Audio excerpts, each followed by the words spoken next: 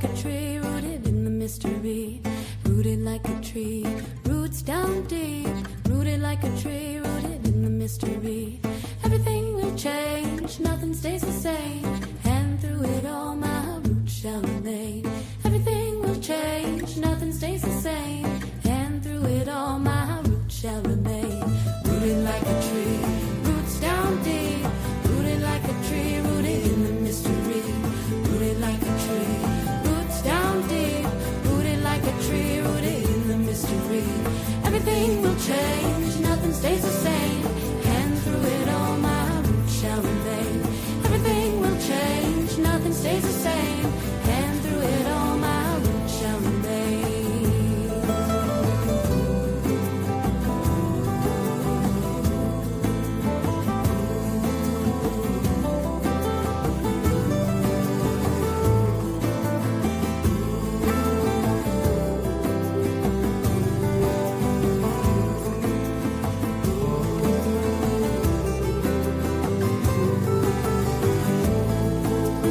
Rooted like a tree, roots down deep, rooted like a tree, rooted in the mystery.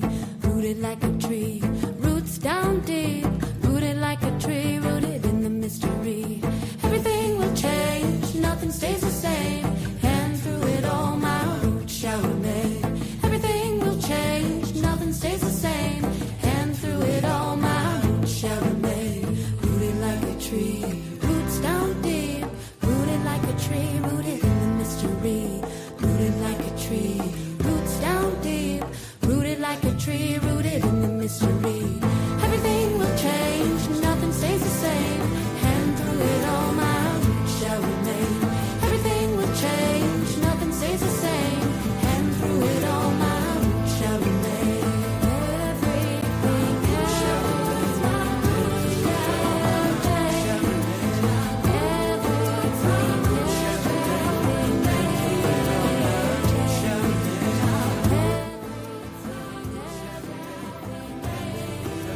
Yoko nephew. Yoko, peace, greetings to everyone who has joined the platform today, all watchers and all future watchers. I pray that you are having a wonderful day, and I thank you twice for tuning in. On our panel today, we have Auntie. Auntie is at the rodeo right now, so she won't be tuning in. But she'll be there making sure everything runs right on their side, on the Southeastern Talking Stick. We have Uncle Pa in here as he's always a regular guest. But we have a special guest today. And our special guest today is Mr. Vincent Barrows. Amazing work, amazing researcher, has a detailed history. He's definitely been doing this for more than 20 years. From about, and you can correct me if I'm wrong, but he worked at Cahokia between 2003 and 2009. And at one time, he sat on the board of directors. He's here to tell parts of his story and also educate us all on what's known as the Pisgah culture. From me to you, the Pisgah culture is a phase, and it's a beginning phase of what we all know as the Mississippian or the Yama era as taught here. And we got a lot to learn. So Mr. Vince, the floor is yours. I yield the floor. It's all on you.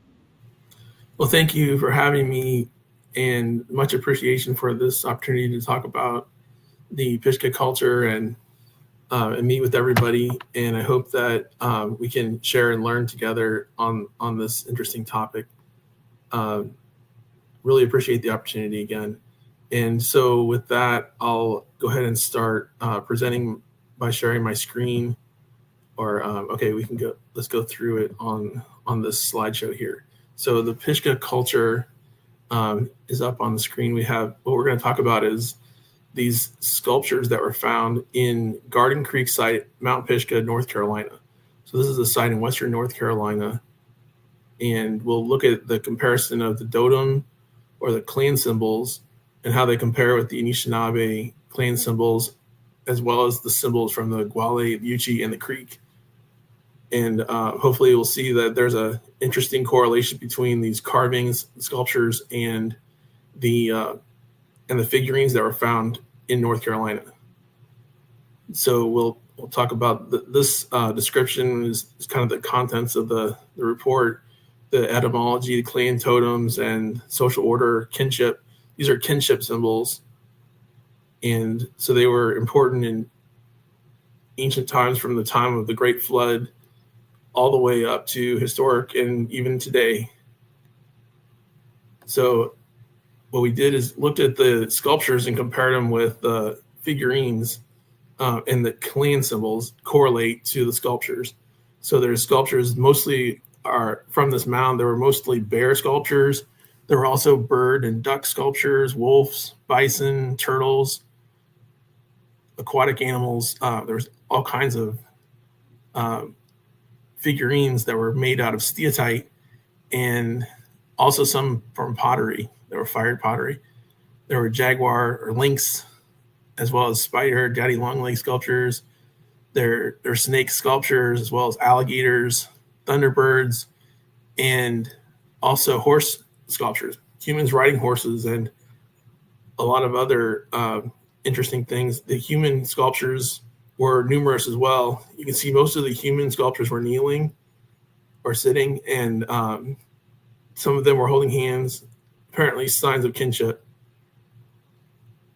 And so this is a tradition that spans the tribes, all from the Anishinaabe, from the northern Canada, all the way to Central America even. And these were important to the social organization of the tribe. And the clan symbols were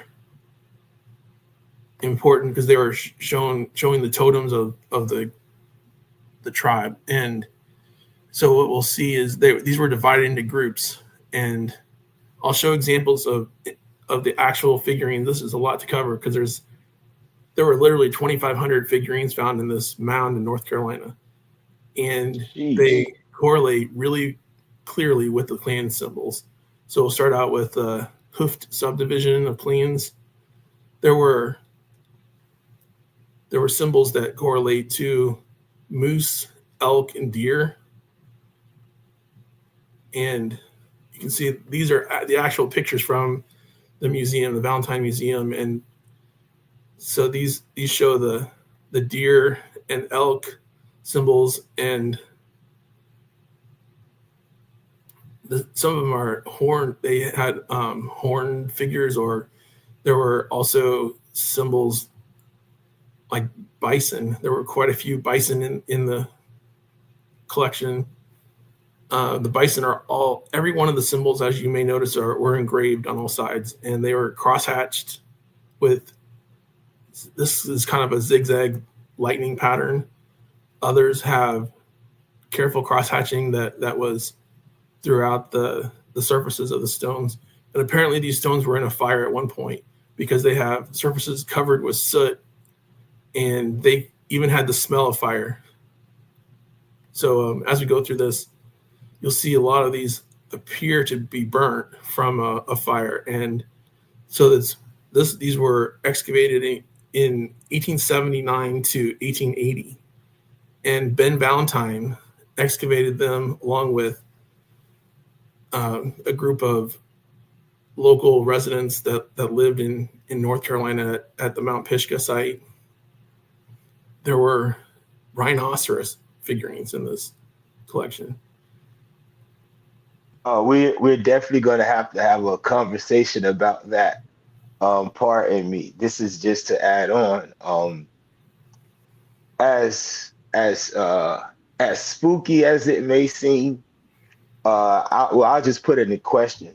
What happens if we find out that the ancestor of the rhinoceros migrated from southeastern United States? How amazing would that be? That would mean that these people had a form of knowledge that many don't think they could have had. So this is interesting, especially this rhino, because I speak about this in the book. Okay. Right, thank you. That's quite interesting, and most people associate this white rhino because the tail is curved up and over its back, and that's one of the traits I guess the white rhino would exhibit if it was nervous or anxious. I read that the white rhino would do this and would curl its tail up as a sign of being nervous. And so, I mean, this is really unusual if it is, in fact, from, white rhino living in North Carolina. It would be the only example of that I know of. And there's other carvings here. You can see this one, it has a lengthened body and long, and it looks like a single antler on its face, kind of like a rhinoceros. Could be a bison. A lot of times the natives would depict movement by elongating the torso like this. So this is maybe a symbol of movement. And as we go through, you'll see more of this. I showed this big bowl. This is about over a foot in diameter. It has this zigzag lightning pattern on it. There's other figurines that show the bison, and even some like this that look like the bull, or a bull on a square block that's crisscrossed with cross hatching on it. And then the next division is the little paws division. There were things like the marten or mink that was apparently eating something on the figurine, depicted with a curved back, like it had been eagerly devouring this. And there's so many of these figurines. There's porcupines as well. And like this one in particular, the porcupine is depicted with quills both horizontally and vertically, these zigzag patterns representing porcupine quills. There were rabbit figurines as well. Oh, wow. And we know those are clans. These are all clan symbols. So this was taken as an example to show that these clan symbols match the figurines for the rabbit clan. And now the mink clan, there were a lot of mink and even wolf or fox. And there were skunk figurines as well. The skunk figurine shown here apparently is drawn with the tail up, and then another one here that could be a squirrel or a skunk, but it has this very interesting pattern on its back. And this is the squirrel figurine correlating to the squirrel clan. So there's all kinds of these figurines. Like I said, there's 2,500 of these originally found. All of them were made from either steatite or pottery. And then this group is the fish and a marine animal group. There were many depictions of fish in the group, and there were snapping turtles, snakes as well that were found here in North Carolina, and alligators. There were multiple depictions of alligators on these figurines. And as you can see, snakes as well. There was many snake figurines. And some of them were like pentagon shape, and this one apparently has a snake being held up in the air. And then there were others that had figurines of serpent or snakes on one side of the tablet, or these are stelae or stella shaped figurines, and each one has this cross hatching covering it on both sides. They're usually tabular. And then you see here's another example of a serpent or snake figurine on one side, and this one had a bear resting on the top of it or carved into the top of it. So that's what we're looking at in the background. Right. This has a bear on the top of on top of this one. And then this next one it has the almost zigzagging serpentine pattern on the edges of the stone that were crisscrossing, almost like a pharmaceutical symbol. There were frog effigies as well, covered in this crisscrossing pattern. And that's a symbol of the spirit, I believe, as a spirit or strength in ancestry. Some of them are otters. Like this one in particular had three otters depicted, and this is about 1 foot high and made of steatite. And they're reaching out to touch what looks like an altar that's crosshatched. And so on one side, it has the otter peering through between the two other otters, which are kneeling here. And so this was a real great work of art. I mean, the hands were reaching down, touching the altar, and then reaching up to touch their mouth as if they're eating something like an offering. And this kneeling figurine is one of the most detailed and artistic.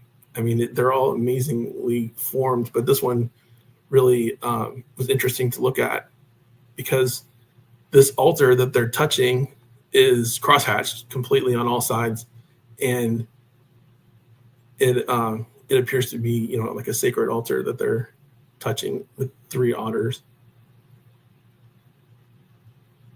And then you see its tail extends out to the base of this on the one side between where the two altars are located, and their legs are extending to touch the altars. This is an interesting example of what I think is a merman symbol, and the merman was another example of a clan symbol, but the back has a very light engraving of what looks like a fish tail over here, and then this is a human figurine putting his hand around the back of what looks like a man with putting his arm around a woman's shoulder, and then down on the back of the figurine there's a tail that extends down here, which is very much like the merman, which is another important clan symbol. And then this one was very interesting because it's almost a combination of the merman with a alligator or beaver tail possibly, and a wolf head on it. So it's a combination figure. And then there's the crab clan as well, and some of the figurines were carved as a crab, like you see here, crab claws, and the eyes complete like either a crab or crawfish.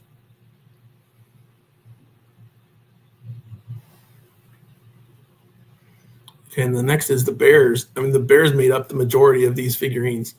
There were over 50 bear figurines in this collection, and most of them were very large. Like this one's about 2 feet tall, and it has these two bears embracing.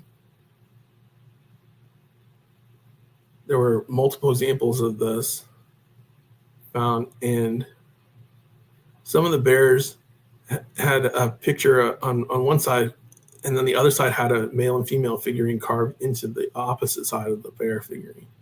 So there were many examples of this in the collection. The majority of the figurines were bears. Like I said, mentioned there's 50 some or more of those. And then some of them were bears that looked like they were eating human heads or eating something in their mouth, and they were holding their hands up to their mouth.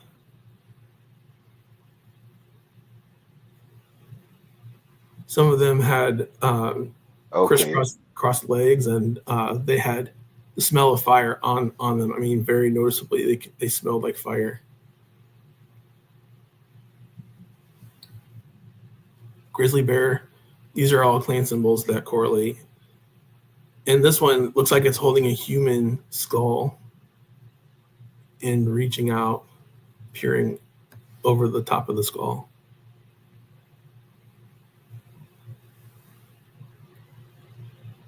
The lynx was another clan symbol, And there were actually several examples of this with the lynx that were in the collection as well. And like this one almost looks like a jaguar or lynx. And then there were this one down here that shows a similar symbol with a cat face and this crosshatched body that's almost arching with these arrow-like patterns emanating out from the heart. So these really, it looks like it's drawing these lines to show the heart in the middle with these lines emanating out from it from all sides. And then there were wolf figurines as well. So wolf is an important clan. Right. The wolf, there were many examples of the wolf in this collection. And coyote or canines. So I'm just showing a few examples here of the wolf figurines from this collection that really correlate to the wolf clan. And then there was Thunderbird. The example had several examples of Thunderbirds almost looking like angel carvings. But Thunderbirds were depicted on several of the faces of these figurines. And then there was the crane bird. I mean, this bird with long wings and long legs was also depicted.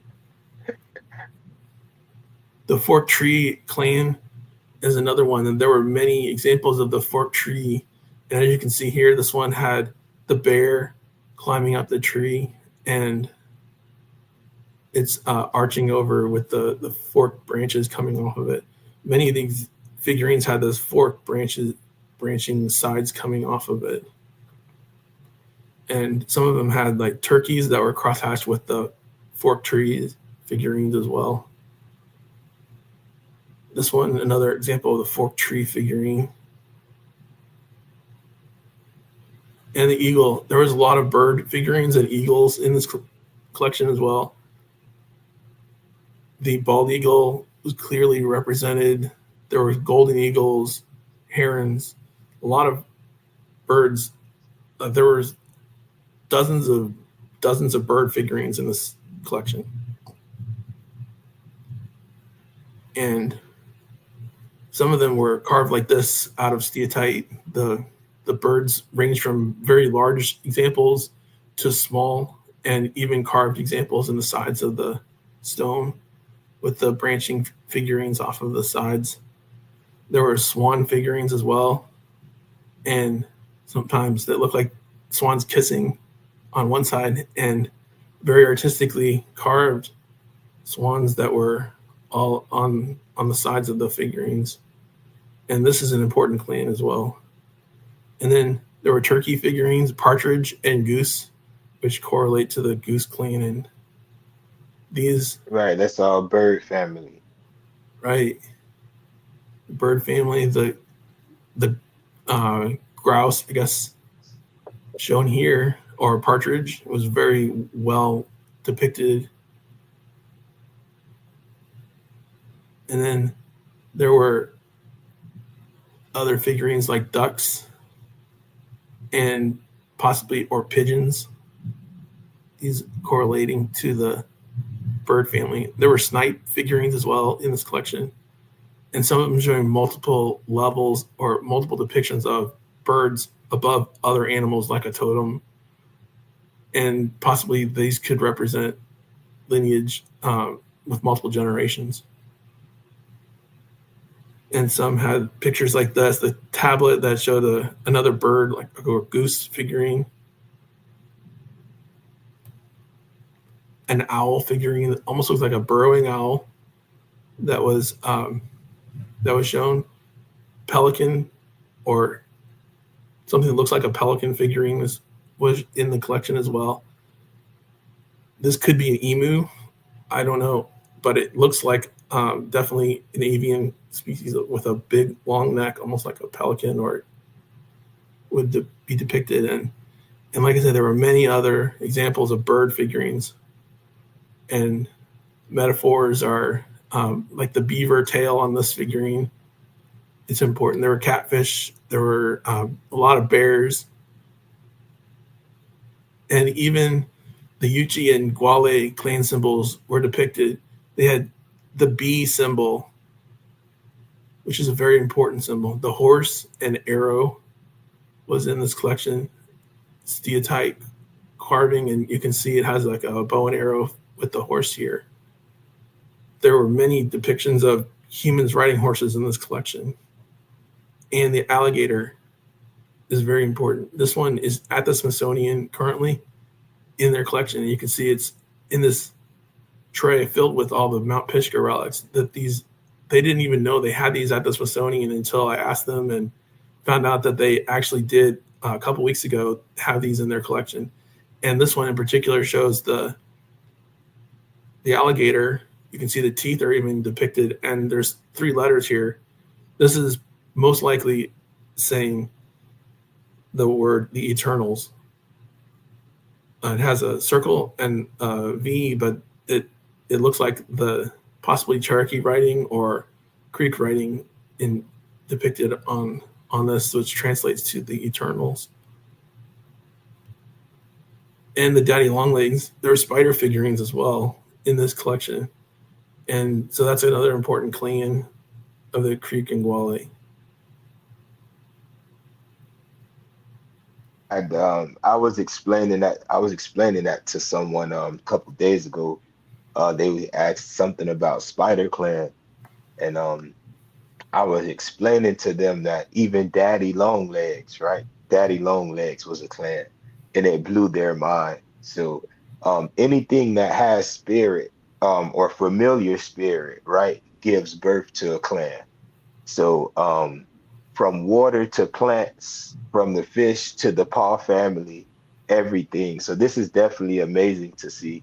But I do want to add, as I spoke before, this is simply a testimony to how great women were, being that women were the ones dealing with pottery and creating the effigies for their family, for a clan came from them. And oftentimes we see these animals being depicted. You and I agree on another point. These were, how do you say it? These were depictions of how their spirit was, right? So if I lived in a panther family or an ipetu, and I was being depicted by one of the mothers of the family, trust me, they'll depict me as a panther. So I know exactly where you're going. So I'm walking with you. Yes, sir. Yes, sir. It's amazing that these really represent spirit animals or spirit totems. So they're depicting their spirit as that totem, and they're sacred. They're part of, an important spiritual connection with that totem.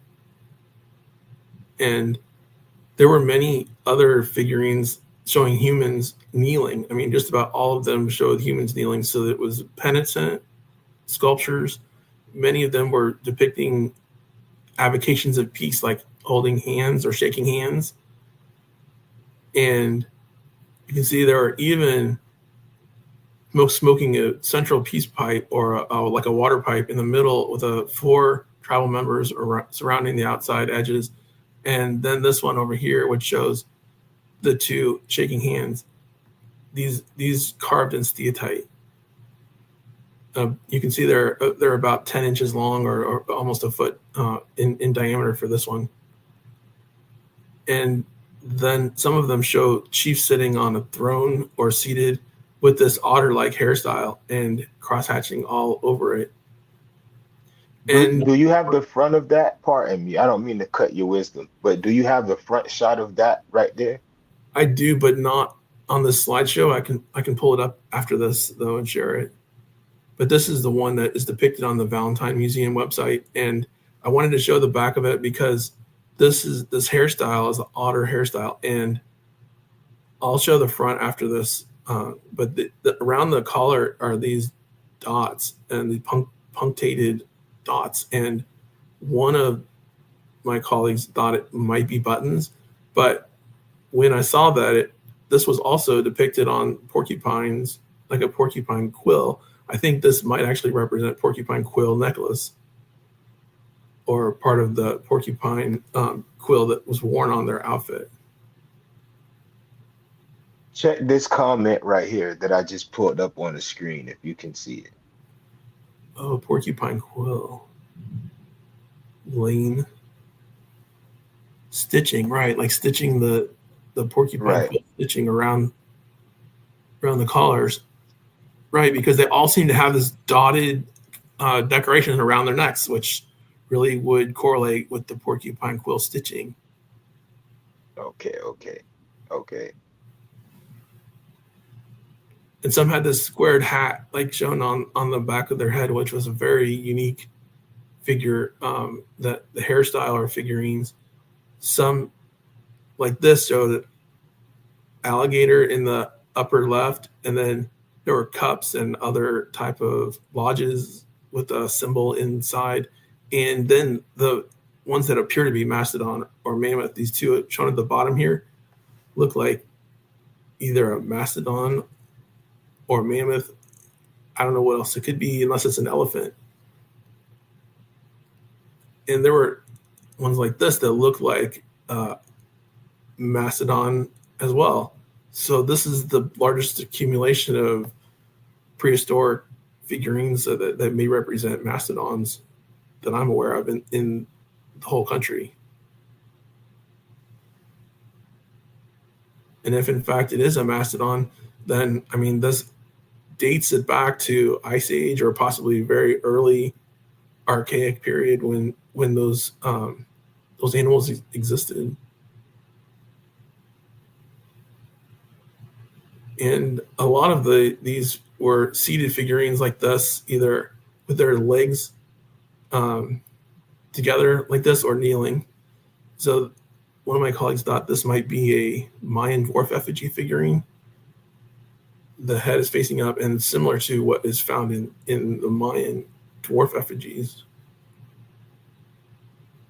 And some were unusual like this, which is a trowel or what looks like a spoon made of another type of material, limestone or lightweight whitish stone material. There were several like this that just were different than all the others. And this one shows what a lot of the figurines look like, kneeling with their hands crossed, and it has a sun symbol on its chest and a crosshatch symbol in the front.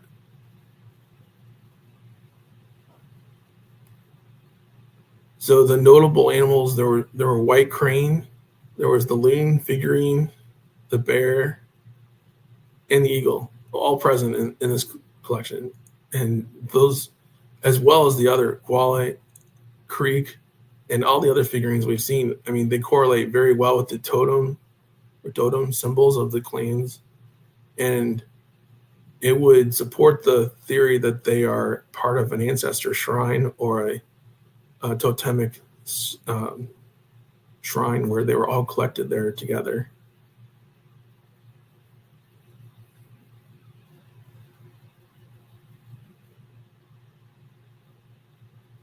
Okay. There are a few things that you showed that I would like to speak on. There's someone who is Chris. I don't know who Chris is, but Chris is coming to the stage. I don't know who that is. Chris Feinfrock. I asked him if he could come in. He joined me at the museum when photographing these, and has a video. He has a video of these figurines as well that he could share, possibly if you're wanting to take a look and see a video of the figurines. It's about a 5-minute video. We also have a 45-minute long video, but it's a lot more detailed.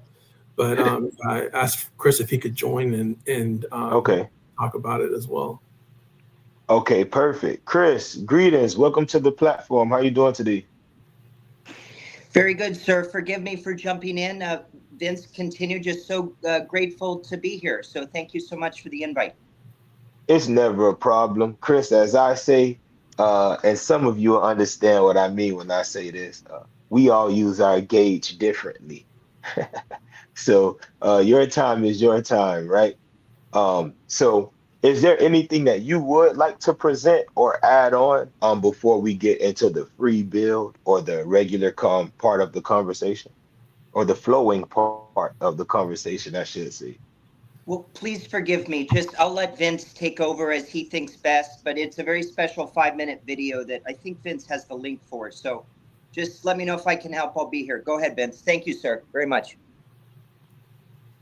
Okay, so yeah, if I could show the 5-minute video if you'd like to take a look at that next. And this shows the actual figurines and a kind of a trimmed down version of the actual figurines at the museum, where when Chris had brought the film crew and actually videotaped these. So I'll try to pull it up here and then I can share this.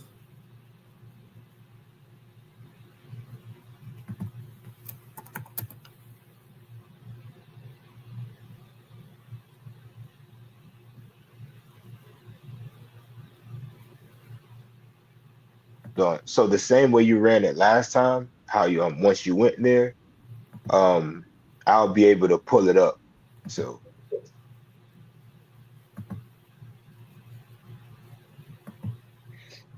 okay, I'm sharing this. All right, can everybody see that?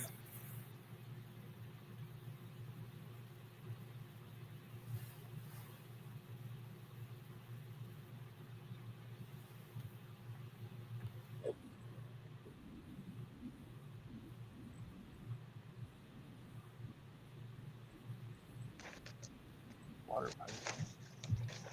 The crosshatching is covering all sides of the figurines and the base. I would call those rodent feet. Yeah, these are rodent. Bull or Capybara. yeah. Which it's been a very, very long time since those appeared in North Carolina.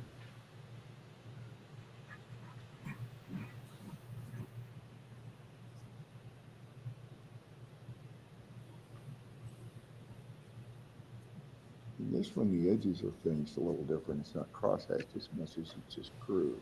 Yeah. And it's tabular for sure. Yep. That the symbols that show a lot of the peace avocations were very different from the time when Native Americans were at war and there was a lot of fighting going on. Why would these depict peaceful situations instead of warlike? Is this a different material? Or maybe just a different part of the material? Holes are poked in it. Are those buttonholes? It looks like it. It looks like buttonholes. Hard work. Meticulous work. That is very interesting. And the artifact is damaged right there, apparently. It's a happy face. Yeah, smiling. Buttonholes again. Rectilinear. It looks like it's got buttonholes in a collar. Less happy face. Yeah, very different facial. So headdress, no headdress. Both faces are looking generally, but Flower, maybe lines. might be serpentine. I'm not sure. And then, yeah, some kind of branching tree-like object piece on either side back here. Comes through here, Yep. completely hollowed out. In the back, I'll look at the back. It's got a bird, like a robin almost.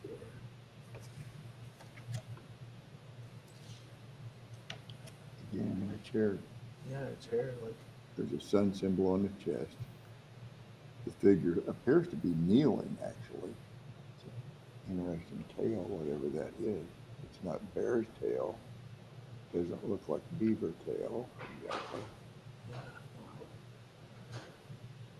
It's got a bear on one side, and the other side, two people holding hands, male and female figure.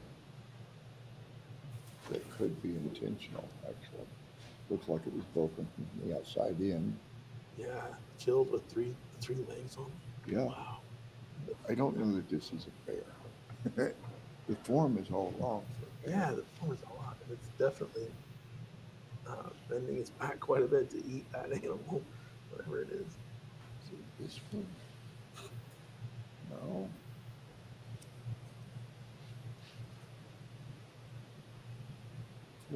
Is that 427? Yeah, 427 is over 524. And the chairs are crosshatched as well. Oh, that definitely looks like a pipe. Yeah. I have no idea what that's supposed to represent. See that crosshatch on the side? But this is not a bear's tail. No, definitely not. Mugs. How many times have you seen mugs in archaeological context? Like never. Not. I've never seen them before either. Then the tripod blades. And again, it's all carved stone. But that's a squirrel. Squirrel, yeah. Squirrel on the side. It might be a run. Well, it might be right. But yeah, it kind of looks like a hog. Curled up tail on the back. It's a hog. Yeah. What is that figure right there?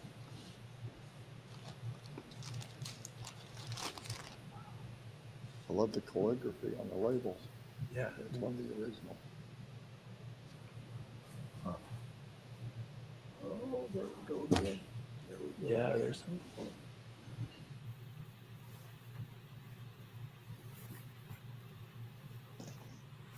Okay, did everybody see that? Yes, sir. Okay, good. You have a question in the comments. Shaman711 asks, are those bowls stone or clay? And so they were mostly stone, made of steatite, but we found out that there were some made of clay. Some were actually fired clay pottery, and we did test them this year to determine whether they could be dated by a thermoluminescence method, because we know now that thermoluminescence can be used on clay. And out of the 8 tests, 2 of them came back positive for clay being thermoluminescence dated. Oh, wow. And so we know that some, in fact, were fired clay. And but the majority were stone, made of steatite. And steatite is something that was a commodity that was traded all throughout the time from Archaic period all the way up to the Woodland and into the Mississippian period. So the vast majority of these were steatite. And it looks like the ones that were pottery were different, lighter material. The one that showed 2 figurines sitting in chairs and holding hands, that was positively determined to be clay, and it was dated to be last in a fire from around 1780 to 1880. So the last fire was 100 years before it was excavated, and it was dated by Oxford Authentication and authenticated to 100 years or less before it was excavated. So it looks like that there was this building being in a fire was post-production fire, like it was fired after it was made originally, and the fire would reset the thermoluminescence clock so that it would show that this building was actually in existence up until at least 1780, or from around the 1780s, which is very late, early historical time frame, but it was definitely confirmation that this was clay.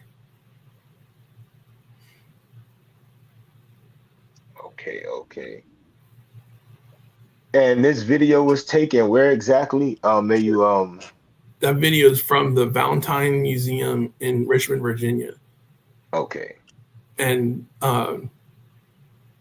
that's where the artifacts are curated. They have these in a vault, and there used to be 2,500 of these. Now there's about 900 left. So it looks like they were divided up between the Smithsonian, Valentine Museum, and also the University of North Carolina. So there was a NAGPRA claim in 1999 from the University of North Carolina to return the specimens from the site, and it was placed by the Eastern Band of Cherokee. In 1999, they reached out and wrote a claim that these artifacts from the site where these are found, called the Garden Creek site, need to be returned. And they did so, but the ones at the Valentine Museum and the Smithsonian are still in their collection.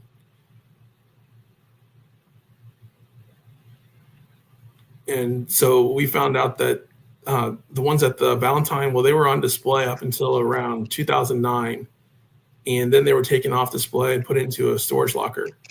And so now they're just sitting in a storage locker, not on display. And the pictures that I showed are from their collection. You have to reach out to get special permission to view these. You know, I first heard about these when I was volunteering at Cahokia Mounds, started researching the symbolism of the cross-hatching that was on the Birdman tablet. And I found out that these figurines from North Carolina all had the same type of cross-hatching covering all their surfaces. So it's an important spiritual symbol and symbol of a clan. Even the Ojibwe say in their birch bark scrolls that they had used this cross-hatching to represent a symbol of power. And the more densely cross-hatched they were, the more powerful the image.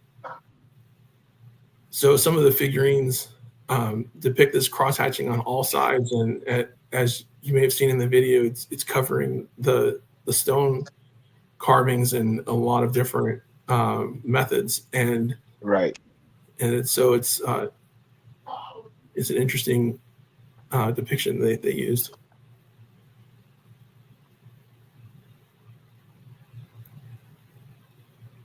Okay. What I will say is that work is amazing as far as what you have shown. But I have questions. I would like to ask a question. So when it comes to dating this, right, and it comes to time periods, may you let the audience know what time period we're dealing with here, just as a refresher? Right, that's a good question. And typically the totems were in use after the Great Flood. So this would put it after 5000 BC timeframe. Mm-hmm. Totems started to be used because their memories were wiped clean and they needed an identity. And so they used the totems as their identity or their clan symbol, started to choose the totems, and these figurines match the totem. So I believe that they were originated with the Anishinaabe totems, and also, many of the totems correlate with this. Then, there are examples of the mastodon that seem they maybe even be earlier than that. But the majority of them, when they excavated the mound, they determined that it has two main time periods of occupation. The earlier was around 500 AD, 300 to 500 AD, which is woodland. And then also the Pisgah phase, which is a phase that dates around 1000 AD to 1400 AD, was designated because of this particular site where these were found.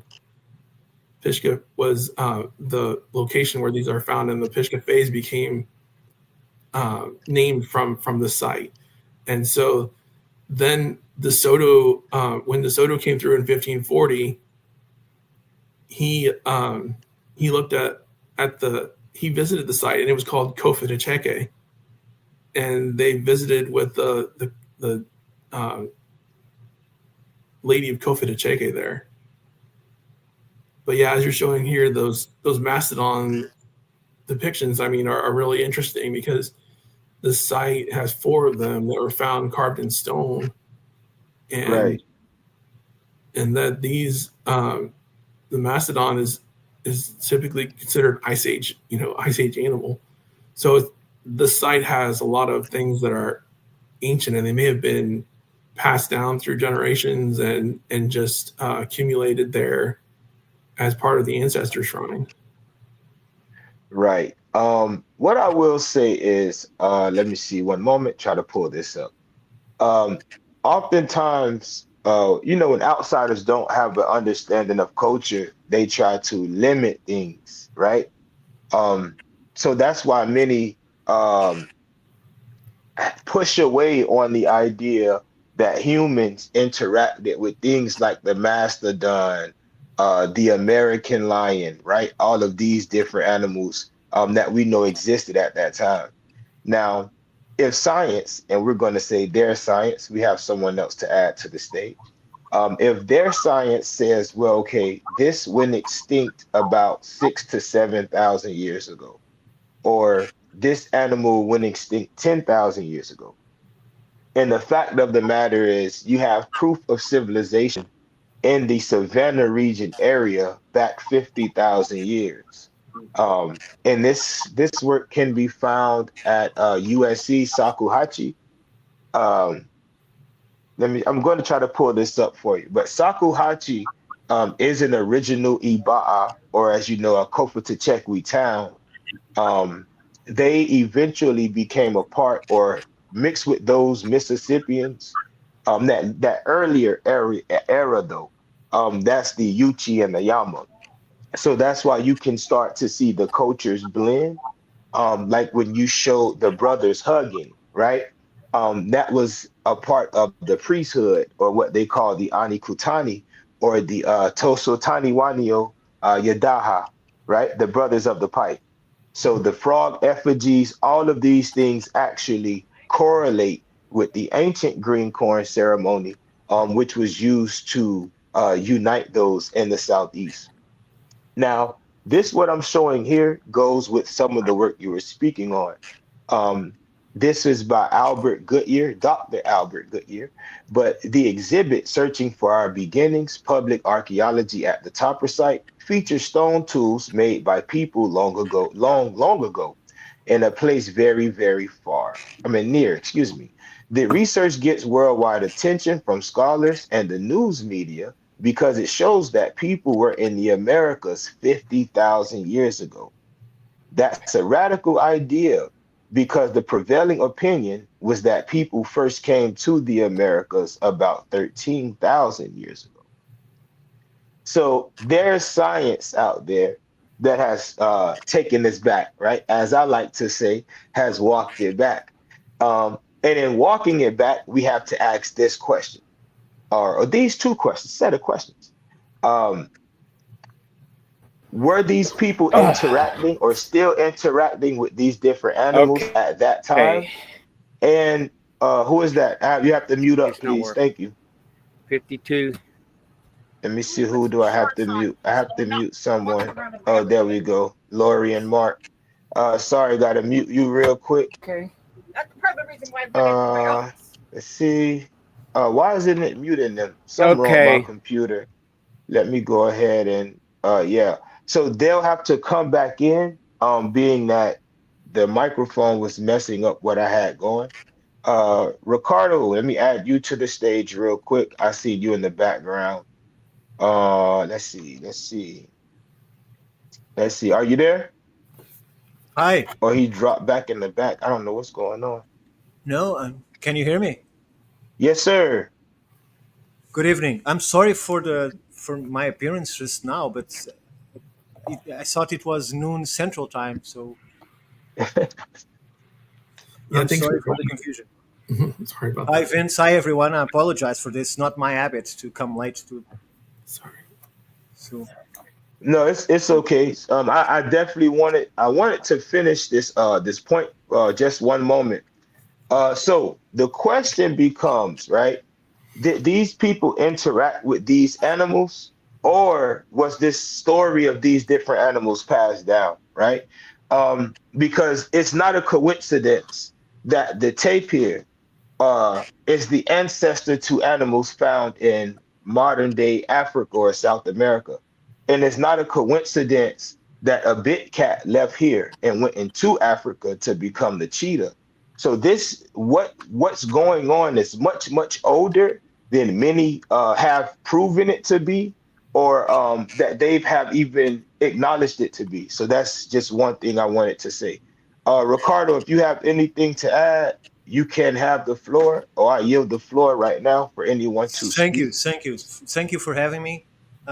Just to add up to what you were saying, I can show you this from the Smithsonian. Not sure if it's on screen or not. Oh, not yet. In there. Okay, if you present. I'm sharing right now, so is it on screen? Not No, yet. bear with me one moment. I'm about to drop Vince's old screen and then pull up your screen. Thank you. Mm-hmm. Let's see. All right, I got you. Here we go. Okay. So this is a 1872 from the annual report from the Smithsonian, and you Mm-hmm. can clearly read here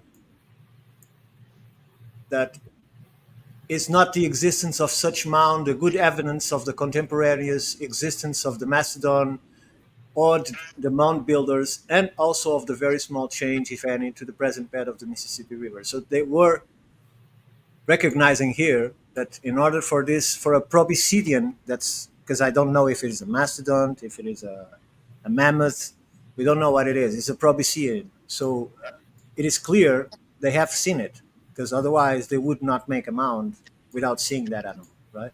Right. So just adding to that point, Exactly.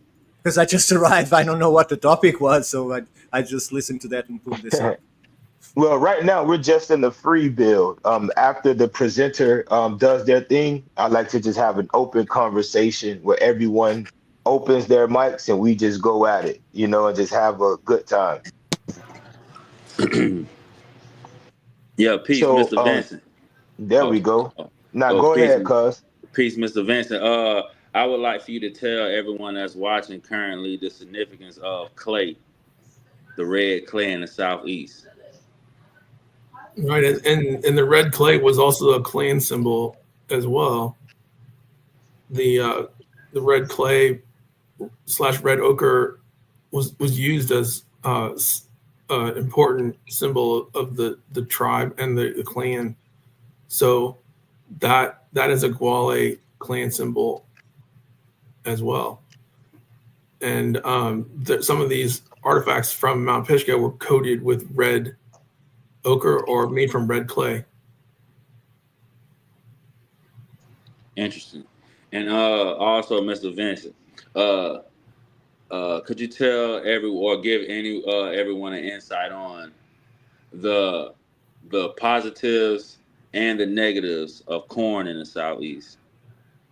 Right, and the corn is important because the eternals, really the corn bringers, or the Yuchi green corn ceremony in particular, was a crucial part of the culture, and the form and meaning of the corn is important. It seems like a lot of these depictions on the figurines included corn and corn stalks or corn symbols. So the Yuchi green corn ceremonial really describes what was going on here, and they used that ceremony and had the green corn ceremony every year. A lot of the depictions are, and the ceremony is referred to in this book called the Yuchi green corn ceremony. So I mean, this is a very descriptive book that talks about the customs and the dances that were held during this ceremony. It's all well recorded in the Yuchi green corn ceremony. And Vince, and hi Chris, I just saw you. Hello. How are you? Vince, would you say that from the figurines that we discussed, that some of them have types of flora that might be determined of their point of origin, for instance, what they are trying to represent? Because we see different types of flora on different faces of the same figurine. You remember Yes, that? yes, absolutely. A lot of them show corn or even tobacco. It looks like some of the figurines have tobacco leaves and corn is present. There's wheat-like stalks, which are similar to the ones from Texas called the wheatstone. But a lot of these have flora that's depicted on all sides of the figurines as well. So they're intricately carved. And I have a question. well, go ahead. With those effigies and the totems, are you able to pinpoint if they came in at different time periods, or pinpoint closer to the years that they came in, as far as helping out with the clans being brought in, knowing what time the clans came in during those periods and met up? Yeah, that's a good question. There were some figurines that have guns. I mean, literally guns on them, and they look like they're long. Some of them are long guns. Others are black powdered pistols. So there are late historic depictions of guns on some of the figurines. That would be a strong indication these were added to, and the figurines with guns would be later than the others. Interestingly, the gun figurines had no cross hatching. Then all the other the animal figurines and totem figurines all had cross hatching. So it looks like this was an accumulation of many different time periods combined together in one building before it was burned down. And some of the figurines, like we mentioned, the mastodon, and then the other figurines all correlating to these tribal totems. I think that it's clear that the figurines were ancestral totems. Other than that, to determine the age date of these, I mean, we tried to reach out to the museum and ask if we could carbon date them, radio carbon dating, and that was not allowed.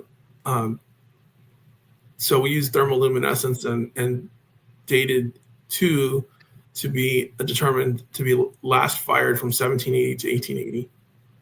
And they said less than 100 years from the time it was excavated, but the Virginia conservator said that could represent a range of 1,000 years. And so it's really difficult to say the when, although we know that the totems were in use from the Great Flood on to historic times. And like Shaman asked about the Kofitacheke connection. Well, Kofitacheke was a village that where the lady of Kofitacheke was the queen or the leader of the village, and DeSoto visited their ancestor shrine in 1540 and described these figurines that he saw firsthand in the temple of El Ku.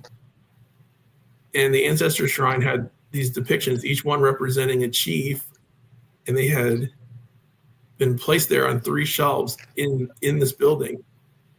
It's the only place that he found these, and they were in abundance with pearls and lots of tapestry in this building.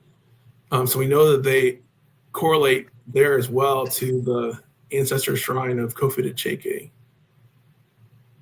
And subsequently, the Cherokee village of Cayuga was at the site as well. So it looks like what happened was the site was rebuilt at least 8 times.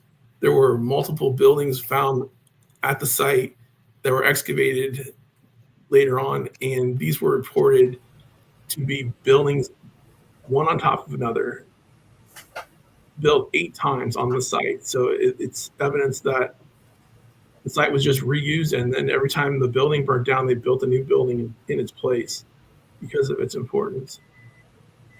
I have one more question.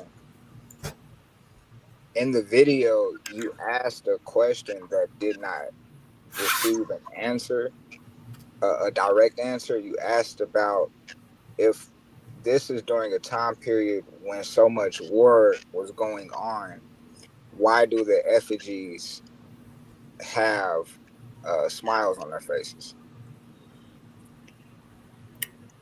Right, and that's something that Valentine, the curator of the museum, had asked because the curator of the Smithsonian, Rao, said he was thinking it didn't make sense that these were peaceful scenes with figurines depicted um, in using in images of a peaceful or a scene where they were shaking hands or smiling, right? So it represented. We thought this was clear evidence of a different time frame, and that they had to be much earlier, like from another time when they were created. That's So all. There's also the possibility that these are hubs of peace and communion that can be separated from those periods of war too, right? Right, because one thing that again that often goes overlooked is sacred society, or what people call secret societies. But if we have peace, right, or if we have a society which is put in place to keep the peace, of course they will be smiling all the time, right? This is how we view it on the east side when dealing with the Yuchi or people like the Yuchi. They brought the green corn ceremony to literally stop people from stepping on each other. So they put priests in place to make sure things would move smoothly. And they had a governing system in place like the Yama to make sure things move smoothly. War did not come in until another people came into that land, which is why you can actually start to see the change in the culture or additions in the culture. Or sometimes you actually might find where things stop and then you get a whole new people that resettle that land, right? So that also can cause contention. Another thing I wanted to speak on was about Kofa Techekwi. For anyone who doesn't know, Kofa Techekwi was not just one place. In fact, the term Kofa Techekwi is a Mobilian word. It's a Yama word. The word that the people or the place that they called themselves was Iba'a. Some of you may pronounce it Upaha, right? But Iba'a stretched from Florida all the way to North Carolina. So this was a part of, this is the reason why their direct path can't be projected. But yeah, Kofa Techekwi, right? So this was a nation, this was a union. And an issue that you run into when you study De Soto's chronicles is that some people that were in this union, or some people who were considered subjects to the senorita, as he writes, right? They didn't accept the green corn ceremony. So this is why you may see a difference in the language or in the dialect. So where you may say Chiraki because you speak so-called Siouan, someone who speaks a Muskogean language doesn't roll their R, so that re becomes le, meaning that they would have said Shilaki or Shilakwi, right? This alone shows us that those who walked with De Soto were Muskogean speakers and not so-called Siouan speakers, right?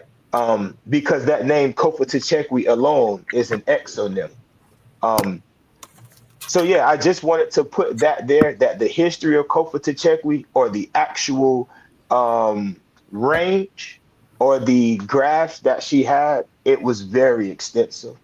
But again, that brotherhood is a reason people see smiles. It wasn't always war. Yeah. So I definitely, no, go ahead, pardon me, because Sorry, I can sorry. get winded. Go ahead. No. I was just adding that from the brilliant research that Vince has been doing, it seems that no matter how many times it was rebuilt, and Vince, please correct me if I'm wrong, there was these different ethnicities in the same place, right? So it's not a one race place. And it seems that it's repeated here and there for the United States. There is certain places where all the different tribes or and even people from foreigners came and commune in the same spot, right? So that would be a reason to be a place of peace, and not a place of war, where these ceremonies were conducted in terms of peace, even if there was a time of war. And to add to that, I just wanted to add one thing from the previous point, that is, uh, the place is highly convoluted, which means you can find older artifacts on top layers and younger artifacts at lower layers, which means the Earth has been revolved many times, right? So it is also hard to date anything from layers because the place has been beyond destroyed and excavated and rebuilt the top. Am I right, Vince? Yes, absolutely. Most definitely. And that's why when Mr. Vince found us, I was excited because well, anyone, this is my second book, The Green Fire, Volume 2, where I speak about what you were just talking about, Mr. Ricardo, as far as things weren't it wasn't a single people. We're talking multi-ethnic, right? We're talking a spiritual system that united people from South America to Canada is what the green corn was. So they often try to make it about ethnicity as opposed to cultural, right? In that the cultural traits. And in this book, the green fire, I speak about the green corn briefly, but I just want to touch here. So it says the Zoya are credited for bestowing the ritual to the peoples called green corn. Green corn was not just a ceremonial symbol, but it was a restoration of a once powerful trade network that originated in Mesoamerica at the Temple of the Sun. So that sentence there um, gives us where corn came from, where maize came from, right? Maize originated with the Mokaya. So when you all are finding these different figurines of botany, all of these different plants, what you all can do is trace what time those plants got into the land, and then it'll show you what time the people who brought that into the land came. This is how they were able to restructure what they consider the Proto-Muskogean language and even Mobilian by tracing the dates that these plants like tobacco and maize came into the land. Um, and this is how they also date the Mississippian era, especially for different groups on when they got maize agriculture. This is how you will notice the Wali didn't adopt maize until around that 1200 AD era. And if you study the Wale, and I have all the work here, let me show you. Let me put my camera, I'm gonna swap my camera on this side. But all of this is work from St. Catherine's, Santa Elena, all of every piece of, oh my God. But um, said that to say, they show us and tell us these big things here. They show us and tell us that when maize came into the land, it actually changed life for the Wali people. So while war stopped in a way, their health declined. So the people who had no cavities, now 80% of the bodies had cavities. People who weren't anemic became anemic. The Wale, or the people that we know as the Upaha or Kofa Techekwi, were a much robust people before before Europeans came amongst them, right? So what they ate, their intake changed who they were. So by the time De Soto got there, the chiefdom that we're reading about is a chiefdom already in decline. Right, but you also have to consider, and I don't know if Vince touches this, but I'll give you an example of the the human sacrifice that can be seen in Mel Gibson movie, and I think it's very illustrative how you can keep a system. Apocalypto, Exactly, how you can keep a right? system because the public that is down on the plaza doesn't know anything about astronomy. They don't know that the eclipse will happen. It is a natural thing, and the sun will always come back again. They don't know that. So it takes that power on top of the pyramid to control the public in terms of belief, saying we need to do this in order for the sun to reappear. And so when he does it and the sun then reappeared, he is then considered, yes, he is the priest of the god. He knows what he's saying. He saved us all. So he creates this following and this devotion that is very fervorous from the people. In terms of the Pigash Yes. sites and in Hmm. terms of other sites, there are indicatives, and I'm not sure if Vince touched that it can be a place that can be used for people to believe there is a superpower there. This is a supernatural power there in action. I don't know if Vince touches this or wants to touch this. I leave it to him. But there's in the structure there are ways to make people believe that something is there that creates this Yes. kind of fear and coalescence between all to consider that a sacred place. And at the same time, to me, it justifies when that fear gets too much, someone comes from the outside and thinks this is the hub of the power that people adhere to. So let's destroy it in order to reformulate society. But somehow, this group managed to come back to the same place and rebuild exactly what it was before, again and again and again. So that's also very curious. I don't know if you want to say something about that, Vince, but I leave Right, it to you. and as But we learned, the but before, village, the village of excuse me. Cheke, the word Cheke is the word for mixed race, and so we know that this was Yep. always a group where these people with mixed race came from many places, and also then the village of Canuga. Well, that was also a word meaning mixed race, and so the Cherokee had languages like on the tablets that's the one that looks like an alligator that translates to the immortals. So it was a sacred place through many rebuilds and many different cultures that lived there, but always had the mixed race origins, that these people came there to the site and they rebuilt it over and over again. All right, I have a question. Yes. It's speaking about the race and the mixed race. Before there was a mixed race, what was the race in the southeastern before the mixed race came? Can you say that again? Sorry. I think you need to have several people in order to have a mixed race or a place where people will join together. So they're all independent people until they decide to find a hub where all of them can stay together or celebrate something together. So I'm really I'm sorry, I don't get your question, but maybe Vince gets it. The question I'm asking, what race was in the southeast before everybody started mixing? Do you think it was just one? Before the mixing, yes. Yeah, that's a good question. What is the first race and before they started mixing? But as one of the things we learned about totems and the totem mag, they said if someone of the, for example, the Bear Clan can't marry another Bear Clan person, they can only marry a different clan. So the majority of these figurines were Bear Clan, but they had the whole gamut covered. I mean, they're all representing different clans.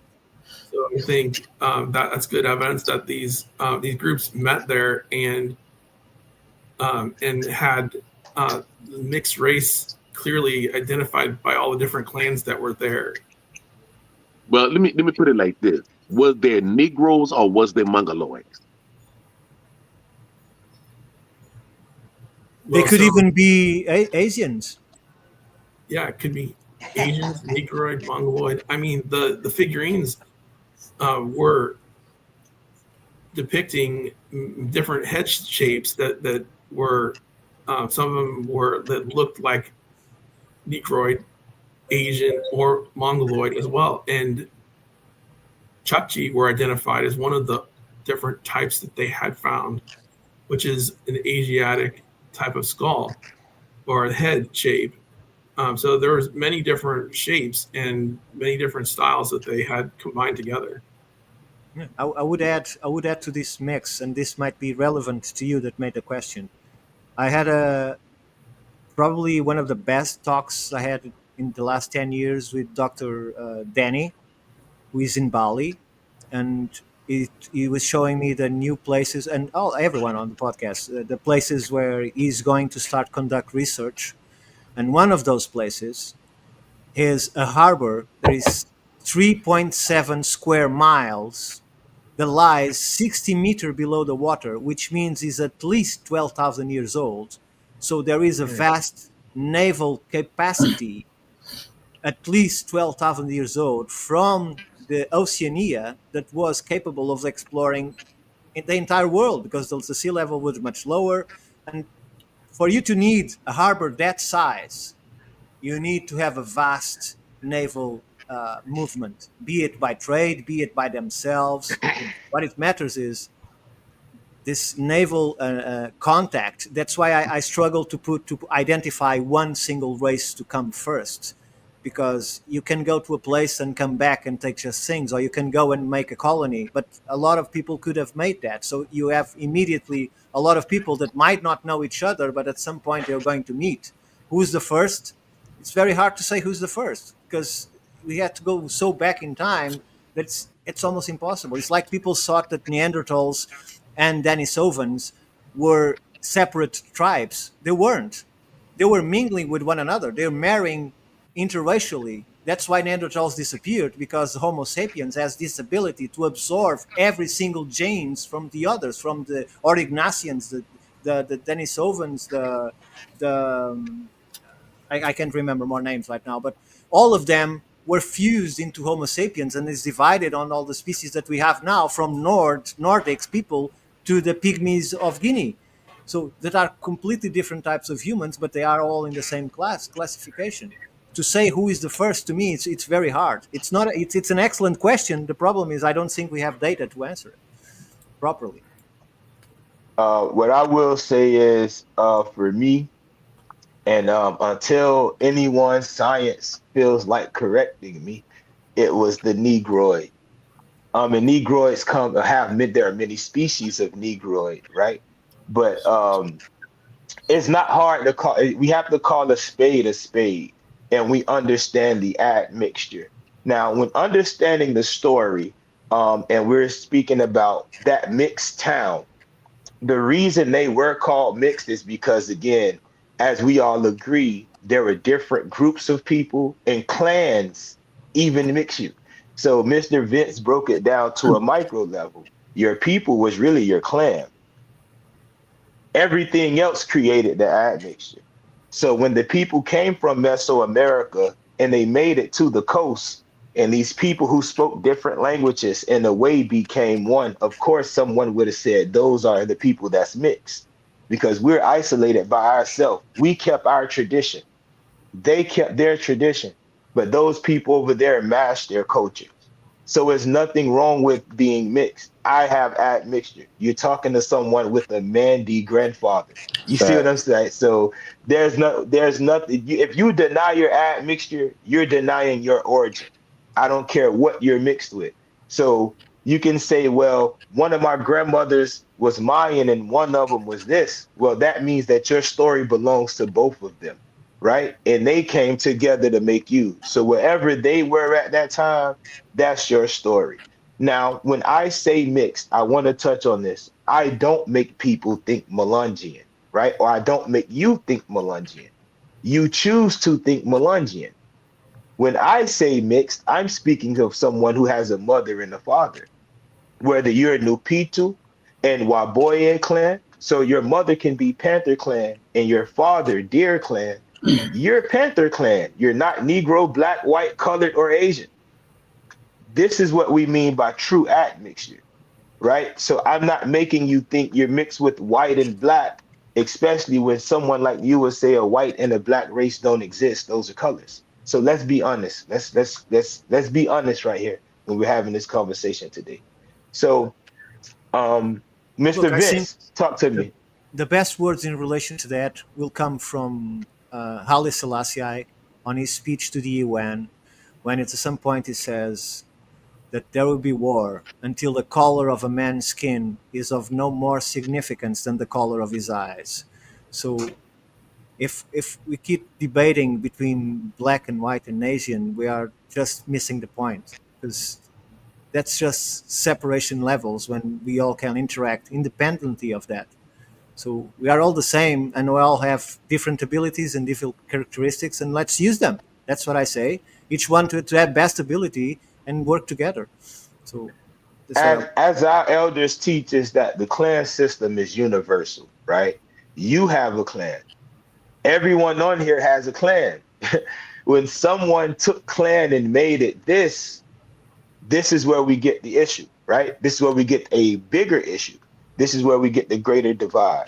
So now, when we're talking about any bloodline in the Americas, once you get to a certain point, you're dealing with mixed people.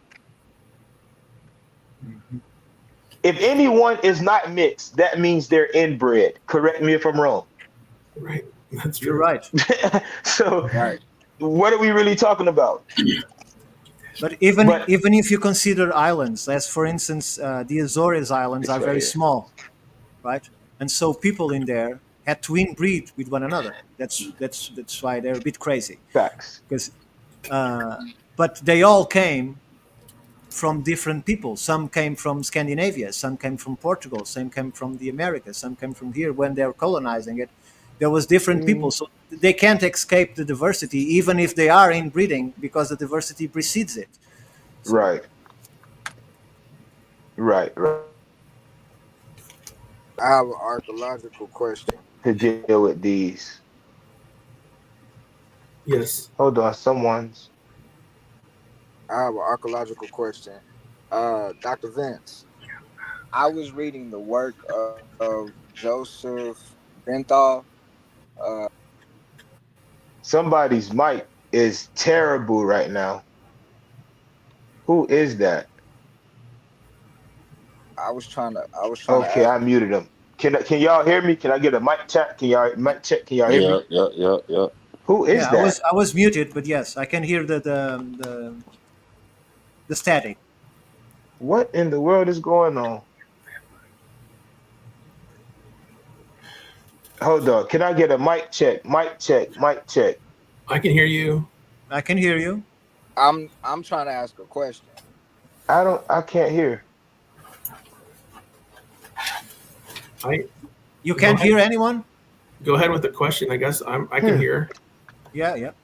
Okay, so I was reading the archaeological work of Joseph Benthal in the Ocoee, Hiawassee river area in the McMinn counties of Tennessee, and their evidence that they found or artifacts that they found coincide with the same artifact. I mean, with the same evidence that you found as far as the time periods. Now, what I didn't see was that they didn't find many effigies. Um, they did search a riverbed, so there were more Paleo Indian artifacts as far as arrowheads and different types and forms of arrowheads and weaponry and tools, not as much as effigies go. Could you actually e- explain why your area had more effigies, understanding that we know that we searched that you searched a uh, a council area, but they searched a riverbed, but the time periods of the artifacts are the same. Yes, and this site we're talking about, the Garden Creek site at Mount Pisgah, North Carolina, has the largest cache of effigies in the country. It's very unusual. It's outstanding, and we're talking about 2,500 effigies that were all different, and they're all very well made and crafted. There's no other place like it, and even in other mound sites where they found effigies, they may find two or three, but nothing like this 2,500 of them. And the fact that there are representations of each clan in the building here makes it really exceptional and outstanding compared to all other sites. So I think what we really have here is the ancestor shrine, and these were, excavated back in 1879 to 1880, and then literally locked up in a storage vault for 150 years since then and just not studied. They were forgot about, and it's a treasure trove, and it's a great place that we can start with studying and learning about the history of these sculptures and the totems that they depict, and the ancestry shrine is really an important thing that was just discovered here that's really unique and different than anywhere else. Okay, thank you. Mhm.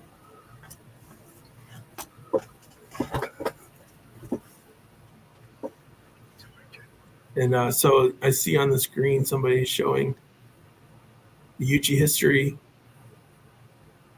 Yes.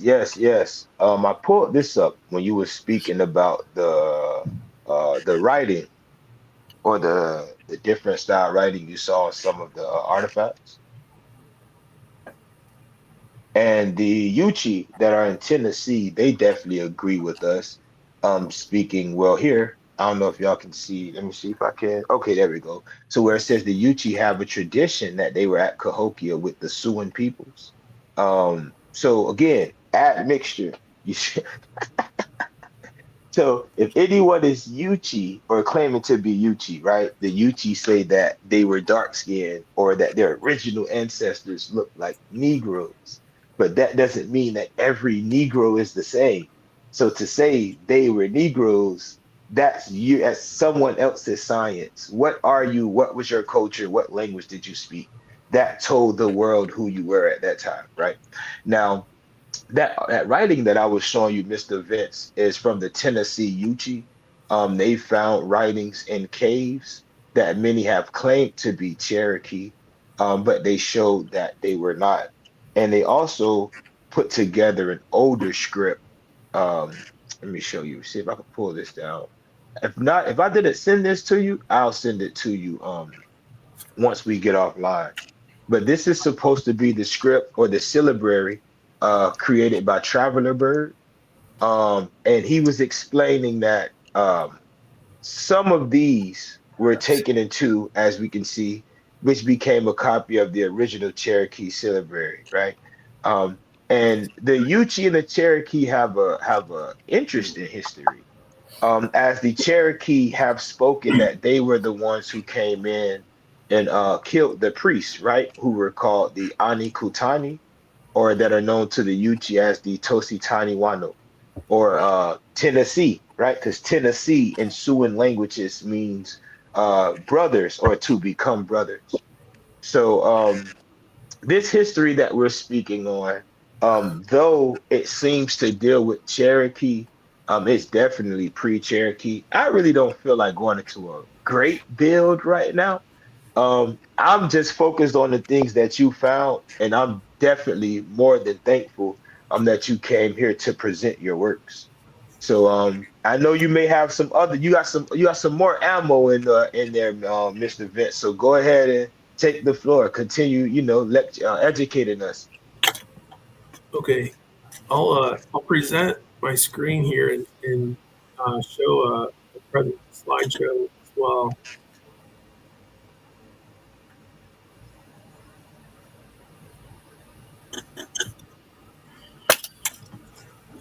Okay, so this slideshow depicts what it was like at the site where these were found at Mount Pisgah when they were excavated originally. And so what we're talking about is at Garden Creek Archaeological Site on Pigeon River in North Carolina. The site was a farm field for about 50 years at that time. And this crew was from the Valentine Museum. They came on the site and they were doing archaeology. So this is James Mooney and Valentine, Man Valentine, and his son Ben Valentine, along with a lot of other excavators here that dug up the site in 1880. Actually, 1879 to 1880, they started digging up the site, and they found this petroglyph on the site, which is a UT petroglyph on the rock art. So this is good indication that it is in fact Yuchi origins. And in the mound they dug up, this was a twin earth lodge mound, 2 squares connected with a tunnel. When they excavated, they found a wooden casket and skeleton in the mound. And this was in a fetal position on the side, but the skull was broken and damaged. And the skull actually shown here, we have determined now that this was an adult male skull that apparently had had some post-mortem impacts because the skull appears to have been broken and damaged after burial. And this apparently the skull is a adult male, and it had some dental problems. The thought was possibly the cause of death was originally dental infection of the teeth, because as you can see, there's a lot of loss in the lower jaw because of the dental problems. And there's also an impact on the skull, like it was bashed in the back of the head, and there's quite a bit of post-mortem damages on the skull to indicate that it was either damaged after the remains have been on the site for many years. The discoloration and the white color of the skull would indicate that it was broken after it had been in this mound buried for many years. And as the DeSoto Chronicles said, that the group, the DeSoto people, DeSoto's crew, they went into this mound at Kofitacheke, which was the temple of Elku, and they literally damaged the skeletons, and they kicked them around and were very disrespectful and destroyed the ancestor shrine. They burnt it down, and this ancestor shrine was filled with pearls and the skulls of their ancestors. And these were the chiefs' burials in caskets, in wooden caskets found in the mound. And so this was a accumulation of chiefs that had been buried there in the mound for many years. And these figurines were their totems, or totems that were buried with the chiefs. And they were like a self-portrait of the chief.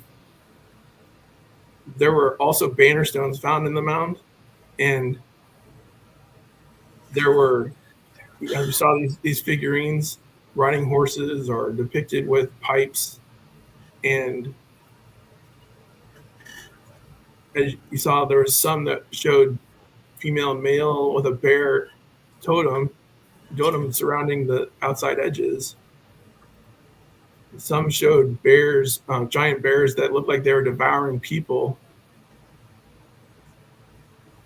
And as you can see here, there was the lynx or puma clan depicted, and other figurines that look like a lizard or alligator, possibly holding a staff. And in the middle here, you see some even were depicted with a basket, holding the basket on their head. And they're covered with cross-hatching or nested chevrons on all sides, and very intricately carved depictions surrounding all sides of these figurines. And some were like these pottery vessels that were cross-hatched. Some were mugs or bowls and cups that had cross-hatching. There were that's fire. 100 of these. And so these were taken by the Smithsonian, and they were called bogus, and literally had been put in their vault for 150 years because they called them bogus. And they were not reported or studied at all. And we know they're not bogus now because they've been authenticated with thermoluminescence, and in fact, some are made of pottery. And so this authentication proves that they're not bogus; they're real, authentic artifacts, and that they were in a fire. You see, when they were excavated, they actually were found in a fire that was applied around them. So this is when the village of Kofitacheke, the temple, was burnt down. That all of the figurines were burnt together in the temple. Right. Pardon me. So history time. Give me 1 second, Mr. Vince. You could keep your screen up. You don't have to go anywhere. Let's see. So for those who don't know, this is what I mean by admixture. You see that banner back there? We do this for real. You see this warhead dress right here? We do this for real. I want to let you know that there were a group of Europeans that the Wale or the Iba'a gave land on the coast, and it's called Duhar. So don't tell me that we're trying to add them to the land when there were people that came from Europe hundreds and thousands of years ago that we gave land to. Same thing with people that came from different places. So that's not what we do here. The next thing I want to mention, the Yuchi and the Ogeechee, right? The Ogeechee name comes from the Lenape, Talagualiwi, or Hogalugi. This is a name given to the different groups, the Yuchi, the Shawnee, all these different groups who went to war with the Lenape. And when that band of Yuchi settled in the southeast near Tibi, or which they call Salt River, that's when the name followed them, the Ogeechee. So yeah, that's definitely a fact. The Ogeechee River is definitely tied into the Yuchi, but it's an exonym. Let's see. Great information. Okay, North Carolina, Virginia, Tennessee. Yes, one thing that people don't know about the Southeast is that the majority of us were unified in ceremony, which is why, as Mr. Vince showed, you see many of these similar totems. You see similar symbols like the zigzag or what we call the lightning strike, which you may see on my paint. If I paint my face, you will see that yellow zigzag during ceremony. So we know that these things are actual facts. Let's see what else we have. Thank you for sharing. Thank you for sharing. Other comments. All right. Outside of that, go ahead, Mr. Vince. You could take over again. Okay, thank you.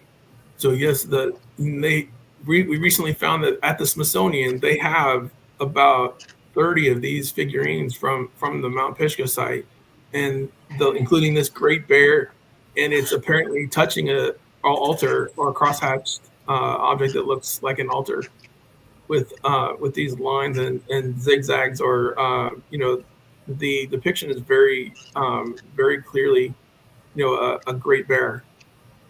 And they had other ones like this that almost look like an armadillo or turtle figurine. And the one here, it looks like an alligator possibly. And Ben Valentine wrote, "Hey, I'm glad you have continued to save all these objects with markings on them. It looks as if these accounts of their stones with their cross marks and other figures, as they say, Indians cut notches in trees as a guide to tell them of the news, and left them there for their runners or by their runners." So, I mean, he was glad that they saved these when they excavated this mound. And but this symbol on the stone, it looks like a Cherokee or Yuchi word for the immortals in James Mooney book, or possibly the term for peace and harmony. Or those who don't die. We would translate it into immortals. Right, those who don't die. The peace and harmony, those that live forever or do not die, and we translated English into the immortals. But it's a clearly shown. It's a symbol here. They have written on the stone, and this is one of right. It's an ideal, yeah, translatable. And so that's an important example. And so this site was reported by Alice Wright, and it was excavated thoroughly from around 1960 up till 1983 and reported. And you can see it's 2 squares with a passageway between them. That's also an important totem, the way it was built, oriented north and south in orientation. And this mound was excavated, and they found the layers of building and construction at Garden Creek site with basket load fill. Here's an aerial photo of what it looks like in the field now. But you can see they excavated down Garden Creek Mound. It had 5 mounds in this field, and 2 of them, they dug into the central earth lodge, and they found these figurines. So they knew that it was important, and they cleared it out. They basically dug out to the walls of the internal surfaces of this earth lodge and took all the figurines back in 1879, 1880. And the walls of the structure were burnt. And this shows how they found it. And when they excavated, they found the post pits even below the previous excavation. Yes, that's definitely one of the things I was speaking about is when you look into the Mississippian era, say from that 700 AD era on forward, you start to notice that a lot of these structures are built on older structures. That's how you tend to get the stacking of the different mounds, right? They were built in procession, if I can't say. Right. Let's see. So Catawba, I think that's Catawba born. Again, what's interesting is, and as I always say, the Wale, the Appalachee, the Catawba, and the Yuchi all called themselves Upaha in their own language. To think that there was to think that these languages were isolates, that tends to happen when you're not a speaker of any of them. But these people in this culture is much closer than many tend to think. And that's literally what you're showing today. You're literally showing how the clan system united people, but then you're also showing how many of these totems predate what many would even think possible, right? So this is interesting. My favorite is the Mastodon. I'll tell you that much. Even though my clan, you have a lot of work on the long-tailed beast or Nupetureha, right? Or Hapre, depending on dialect. Let's see. So do we have any questions in the chat? Anyone have any questions for Mr. Vince? That way we can start a Q&A. Or is there anyone on the panel that has any questions for Mr. Vince so we can start the Q&A? I would just add to what Vince posted that there are some figurines that represent non-native animals. And to me, that suggests that this is a place where travelers came from afar, and someone that was making the figurines will get a description. So the animal is not perfectly the example of what is, for instance, a rhinoceros, but it's as close as someone is telling you what a rhinoceros looks like, and you are shaping a stone in its shape. So this is just one example. So it shows that not only American, but it was a place that foreigners from other lands came with their experience, or even their own traveling to other lands, we cannot say, right? And they describe what they saw, and they try to recreate these figurines in that shape, although it's not perfect because you're just getting a description. It's not a first-person view of what you are creating. Do you agree, Vince? Yeah, that's a good point. And again, it may have been an artistic representation from memory of someone else, or interviewing another person of what they saw, and then creating a figurine that they thought looked like it, or in some cases a combination of multiple figurines that, like the one that almost looked like a beaver tail, alligator body, and the merman figurine combined. These may have been depictions of multiple clans combined into one thing. So literally an ancestral depiction of multiple clans combined.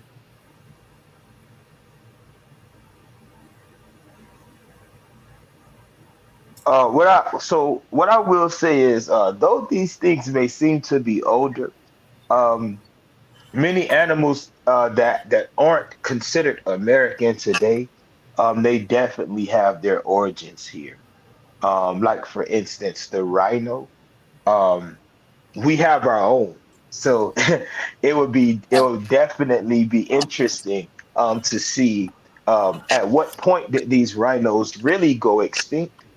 Because while many think that jaguars aren't native or indigenous to North America, the fact is that the jaguar migrated down into South America. So there have been jaguar bones found in places like Florida. However, there have been documents of actual jaguars in the 1700s. So when we actually begin to study these things, we start to notice that many of the animals that we see other places actually took on their evolution here, then began to migrate other places. Like the I can't pronounce it right now, but it's a cat. It's like a puma that left the Americas and became the cheetah.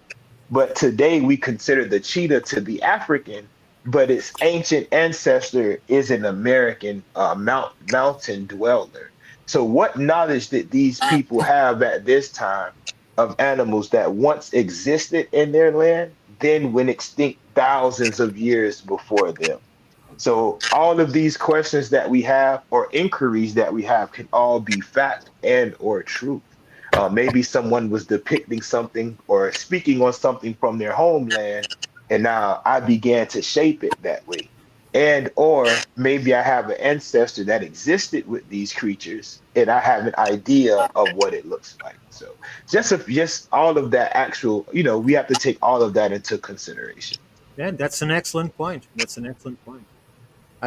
I would even argue it to your favor that when I did my research into the Fezzan area of the Sahara, where Hmm. these people that are very important in history but not mentioned, that are the Garmantians, they control uh, the salt trade The from thought trade. the Atlas Mountains to the to all the way into the far ends of the Sahara, to the East Sahara. So these Right. Garmantians, they describe themselves as hunters of a human type of creature that is very hard to classify in our terms because they run faster than four chariot horses.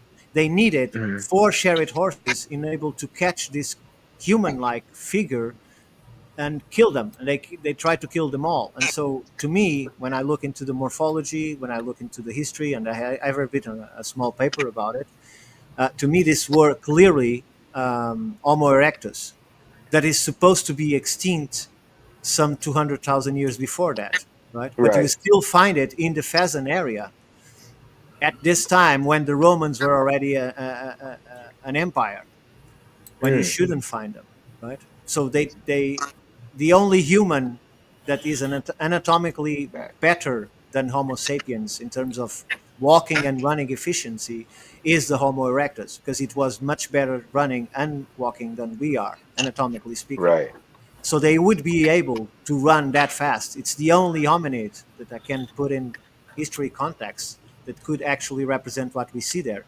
So when they have pictorial art, they dwell in the Fezzan area when the Sahara was still I'm sorry, I'm not English, so I struggle with the language sometimes. A very lush green area, so it's a Hmm. very dense forest full of water. They have pictures of themselves swimming in caves on where Oh wow. today is a desert, right? They have Right. it's Right. called it's called the swimming cave because they show themselves swimming on those caves. So the garments limited their area. The climate got drier, so they got closed into this niche until they become finally extinct. They Hmm. didn't have words. They speak by clicks, although that can be associated with other tribes of the area that Hmm. was also find in the 18th century researchers from Europe. They also find tribes that used clicks. We still have tribes today they have words, but they also communicate by clicks. Uh, Right. but to We me, have it's a clicks in clear our example language. that we could have animals and people far into the present than we think they are. So they might survive Right. much longer than we considered.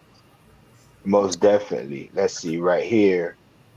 Says don't forget the South Sudan. See that was the salt trade. The salt trade. If I think if you controlled the salt trade, your economy was booming because the Yuchi controlled salt from the Great Lakes all the way down to the Savannah River. So if yeah, okay. Let's see. We have a question. There was a question. Let me see. Let me answer this real quick, you guys. Let's see what we got. So it says, for some reason, it's taking forever to pull up on the laptop. But what similarities can be made between early Paleo Indians, animalistic practices in the Carolinas, and later woodland or Mississippian traditions of the Southeast. One thing you know, Sean, that I like to do is I like to make sure we are we know when we're talking about, right? The Paleo Indians are another group, but I'll say this. You answered it here. Animalistic. The root of animalistic is anime or animism. Animism is the worship or the practice of veneration of spirit within anything. So that unifying principle is the similarity between the pre-Clovis, the Paleo Indians, and the historic or the Mississippian traditions, is that we all were animists. That's absolutely right. And like you showed an example of the pottery bowl with the zigzag pattern, this lightning pattern. Well, and that was shown on the bison figurines as well. Well, this is animism. I mean, they were imbued with spirit, and these symbols of the lightning strike or the lightning bolt on all sides of the bison and the pottery bowls, and those are important figures that represent that spirit and show that animism was really a major part of this cache, and the fact that they found them with these figures engraved like that shows, you know, they each had their own spirit or their own animism. Right. This picture that I'm depicting right here is a Yuchi chief that has those same zigzags on his head. So I don't know if you can see it here. I may have to make the picture larger. Yeah. But yeah. So it's a part of the culture, right? It's a part of the tradition. Same thing like with the tattoo he has on his chest. And remember, he's Yuchi, right? And the same tattoo he has on his chest right here that you all can see is the same tattoo that Tomochichi has. So what connection did the Yuchi and the Yama have that wasn't genetic, that united them? The simple answer would have to be ceremony. Well, you find the cross hatching all the way from the Paleolithic, and you find it all across the globe, from Asia to Europe. I'm not sure We're about we're Africa, we're, but I'm we're talking universal science. exactly. Right. This is a common art motif that was social symbolism of tribal art. Each X or crosshatch represented spirit, and the other possibility here, like you mentioned, could be tattoos. I mean, that they would actually tattoo themselves with these lightning bolts or the crosshatching on their skin to show their clan as well. Right. So these figurines were basically self-portraits that, you know, they have been the depictions they had as tattoos on their skin. But it's kind of like in the Nile Valley when we see these anthropomorphs, however you say the word, but anthropomorphization or something like that or whatnot. But when you see the human and the spirit interact, or the human and the animal interact, what they're talking about is that spirit in them that connects them to that kingdom, right? So Sobek wasn't just Sobek. It wasn't just a Nile crocodile. This was a society. The same thing with Horus or Heru or the Neb Heru, right? The golden Horus. These are societies. So oftentimes when people are dealing with indigenous cultures, they overlook the fact that these clans also come with societies. And that's one thing that you all are pointing out. A lightning symbol and a diamond are two different things, right? One is dealing with all direction, and one is dealing with one or a singular direction. So all of these things you all are bringing out are definitely needed. Trust me. I'm here for it. Let's see what else we have. Let's see. Because Mr. Vince, this is your week, right? Next week next week is gonna be my week. So I need you here. So you can, so you can be in once I go over the history of all of this, because I don't want to, take too much of your time. One Right, moment. I really appreciate it. Another book that is good on this topic is this one called North American Sun Kings, Keepers of the Flame, and it discusses the Yuchi ancestor shrine, and it was a secret that the Yuchi held this treasure trove for many millennia, going back through time, and it's described in this book. And I think what we have here is the actual ancestor shrine where they kept their treasure trove of figurines in sculpture of each tribal clan, and each clan is depicted here in steatite or pottery that have all been accumulated through many thousands of years. And so I'm really happy to have the opportunity to share about it and just and share the learnings and just hopefully that it'll lead to more study and a lot of interest in the ancestry and the culture that the Yuchi had, and it's a really important part of our Native history and also American history. So it's exciting to share about it and talk about it with you all. I'm just very thankful for the opportunity to talk about it. One more question. How many of those artifacts that you found had script on them? That one of the alligator was just found from the Smithsonian, and the script on it seems to correlate well with the Cherokee or Yuchi language. The others, they all have cross hatching. So I think by script, I mean symbols with meaning. I think the cross hatching is a symbol with meaning, and it could be interpreted as a script. It was meaningful to the person that engraved it. So I think the majority of them do have a script or a symbol with meaning on it to the people that created it. And the nested chevrons or the lightning bolts, those are symbols of meaning. They were really important because they depicted it on each of these figurines.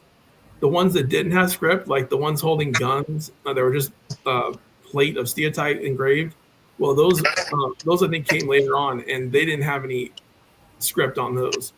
So it was important to recognize, I think, that this is accumulation of many thousands of years of figurines, but the script is prevalent if you include the cross hatching, the nested chevrons, and all the different engravings on the majority of the stones. Like over 95% of them have these symbols.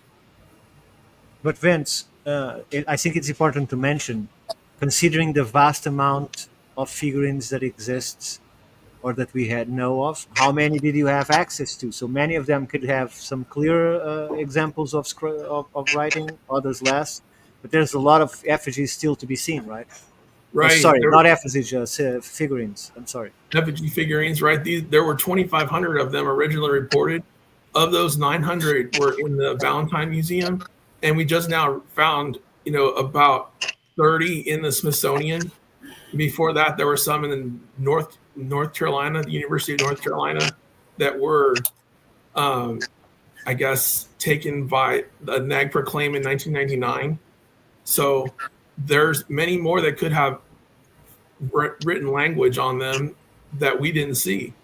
Like the actual Cherokee characters on the one that we saw, the alligator. There may be other examples like that, and you saw that they mostly correlate well with the ancestor totems, the totems. So it's clearly symbols with meaning and very important to the clans of the natives.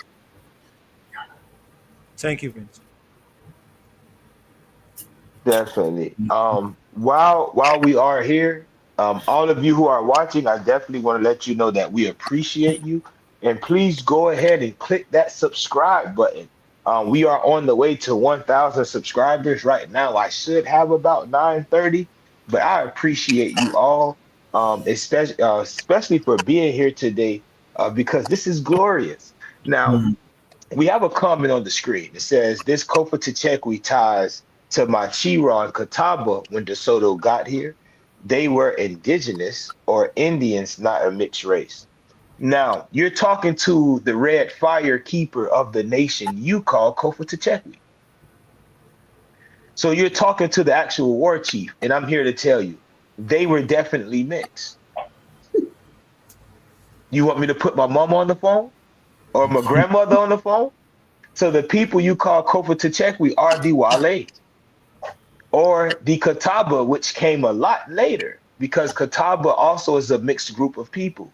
You have to be honest when we're telling this story, right? Um, Again, the thing about Kofa Techekwi, it shows that it was more ancient than a lot of towns because a woman was the leader. In every clan, in every town, the woman was the leader. There were no male chiefs at one point. So you have to be careful when you're saying this ties into this or ties into that. When you don't truly know, you have to do the work, right? And it starts with your own bloodline. If your family is not in it, I don't want to hear nothing from you. It's not shit you can tell me. And y'all know how I get on my podcast. It's nothing you can tell me if your family's not involved. Let me pull this screen up. I definitely want to build here, Mr. Vince and Ricardo, to see if you all have seen this before. Let's see if it pulls up. What's going on? Add to stage. Let's see. This is called There Were No Cherokees in Cherokee Country. Mr. Vince, I actually sent you this so you can check it out. But there are a few things I want to touch on out of this work. So I just need you all to bear with me for 3 moments, right? It says, like all Mississippians, the dominant political structure of the Muskogeans was the chiefdom, governed by the Orata. One thing that many don't know about this title, and if you studied the chronicles from the 1500s, you see this term Orata. Now, to let you know that we do this for real, I'm going to be the first one to explain to you that Orata and Holata are the same word. So the word that people are calling Appalachia is found in the 1500s, dealing with the Kofa Techekwi, the Yuchi, and the Girarda, or the people you all call Chihuahua, or the Cherokee called the Anishinaabe. Now, the interesting part about this is it goes into explaining that you can tell who De Soto's guides were based off the language they spoke. This is also found in the Catawba Nation's treasury, which I'll pull up later. But to the immediate north of Kofa Techekwi, in the Piedmont region of North Carolina, was the province Shilakwi or Shilakwi. In the Mobilian trade language, which was the lingua franca of the Southeast, Shilakwi signifies speakers of a different language. De Soto's recorders do not mention the name of the town here, but Pardo's chronicles called it Otari, while maps as late as the early 18th century refer to it by the first appellation or application. It says we can glean the identity of these speakers of a foreign language from the name of their dominant town, Shuwala, which Pardo records as Juara, except for the le versus the re. The pronunciation is identical. One would surmise that De Soto's informants were Muskogean speakers, while Pardos were Siouan speaking. The people at this town were the same, later known to the English as the Siouan-speaking Sarah or Shira, whose Siouan-speaking groups in the areas later coalesced as the Catawba. So the Catawba are a mixed group of people. Don't tell me that you're not a mixed group when one of my groups of people helped form yours. And we run by the same name. So what are you talking about? In De Soto's time, the Shuwala was subject to Kofa Techekwi, Upaha. But in Pardo's time, Juara was independent and a paramount chiefdom. So again, reading is one thing. Living this is another.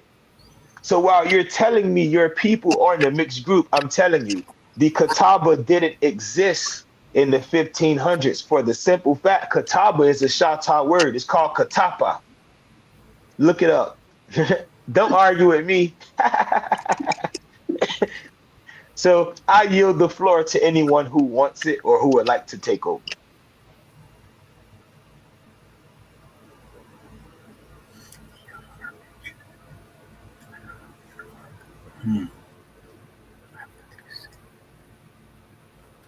So with that, right, when we're dealing with language, Atari, Hoalata, all of these are titles. You can go on Google. You can purchase The Struggle for the Georgia Coast. I have it right here. You can you can purchase these texts. All of the books right here. But what you will begin to notice is that when you study the people that you call Wale, Holada is found often in their towns. And it's spelt with an O, but it's Olada because they started speaking the Yama language, meaning they no longer wrote their re, the word was le. So now you see the word chikora, chikora. Someone who spoke Mobilian would say chilaka, chilaka, or shilakwi.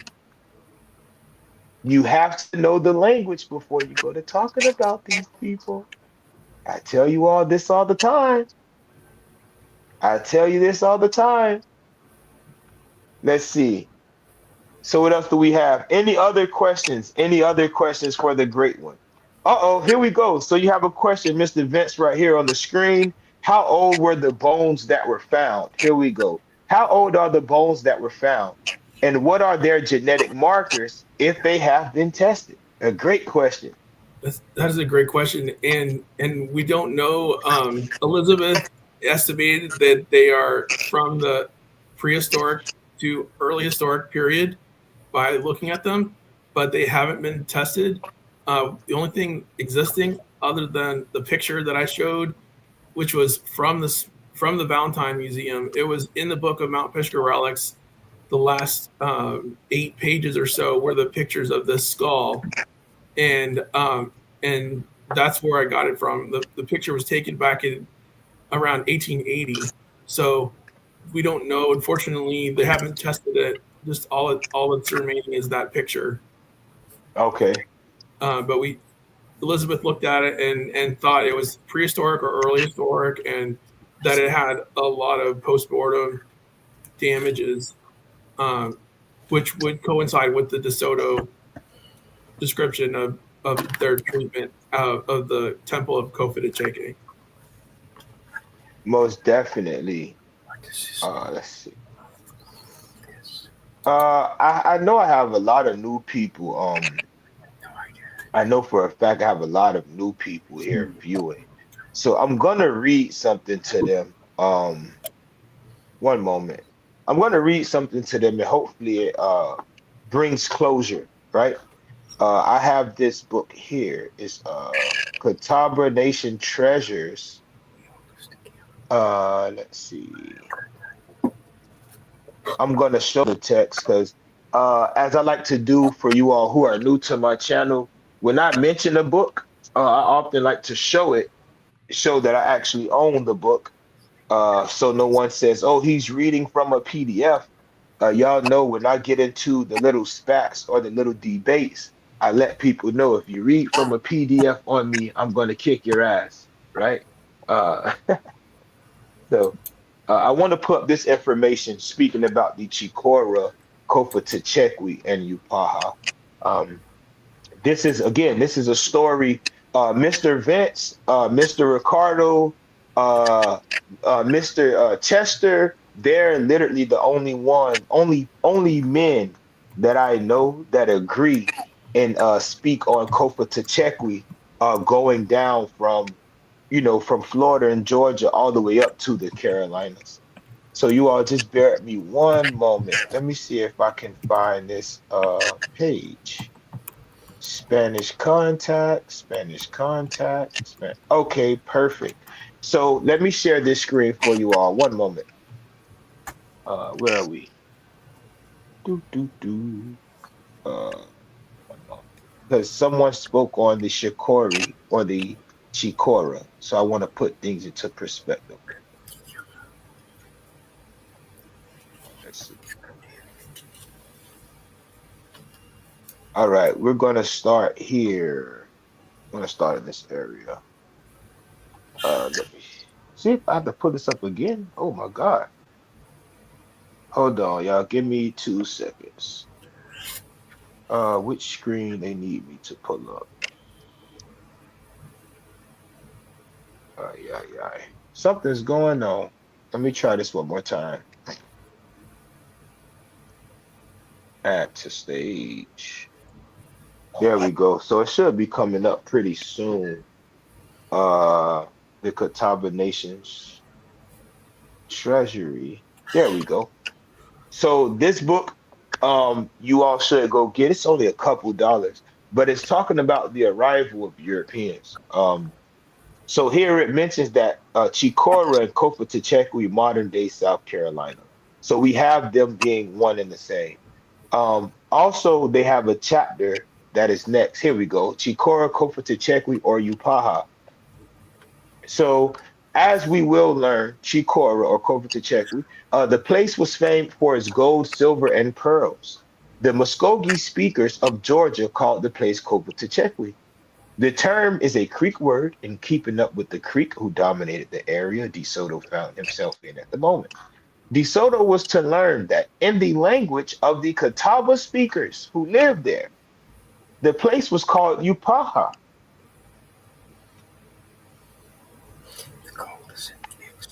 I can't make that up. That's not something that I can make up.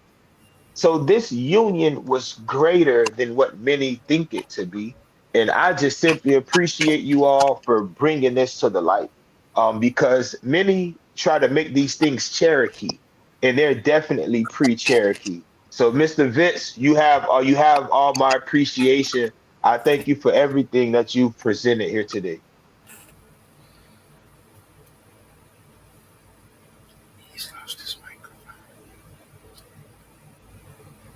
Learned so much from you. Thank you very much. Wonderful podcast. And thank you, Lanier, for hosting again, and everyone for attending, and thank you for sharing and joining with us today, and for your talent and for being here. You're all appreciated very much.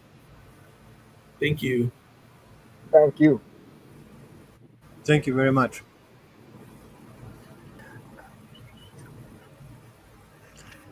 If you're speaking, you're muted, so we can't hear you.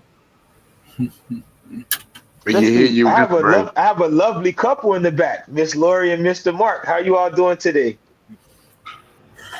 We're doing fine. Currently working on some material that will give some interesting insights to pre-Columbian Mesoamerica. And we're finding a lot of details. And a lot of details that are the background to the stories you've spoken of here.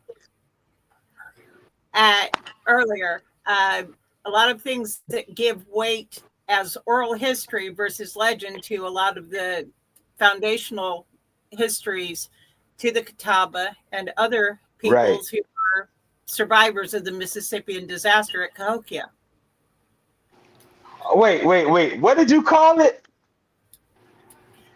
Disaster. Oh, no. Hey, we're going to be on this phone for another hour. Yeah, she just said something.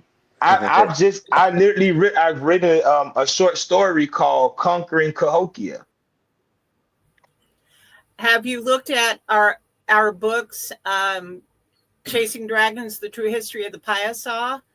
And I have not. Thing too? I have not. Mr. Vince, please send those to me. I'll get those today. Mm-hmm. Please send those to me. They are on Amazon, and they are about some problems with pigs, among other things. Mm-hmm. Pigs have long been a carrier of human catastrophic disease. And you will see descriptions of the same in the book To the Gates of Fengtu, Fengtu. And it describes Cahokia down to the square foot, and a lot of information about that upper Mississippi Valley and on southward throughout the Mississippi Valley, the pre-Columbian cultures, very Mayan daughter culture. Mm. It's complicated. It's a mess. It is complicated. This I think I found me a new virtual auntie. You are amazing. I cannot wait to read you all's works. Thank Yeah. you so much. Thank you. My husband and I are Cherokee, Chickasaw, Osage.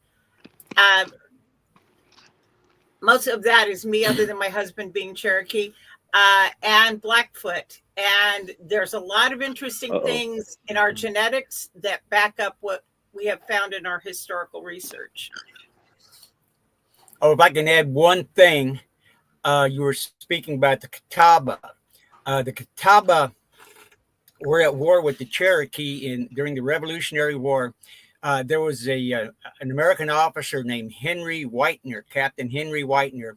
He protected the Catawba against the Cherokee in the Revolutionary War. He's an ancestor. So my ancestor protected the Catawba tribe from destruction, which I think is really cool. Amazing.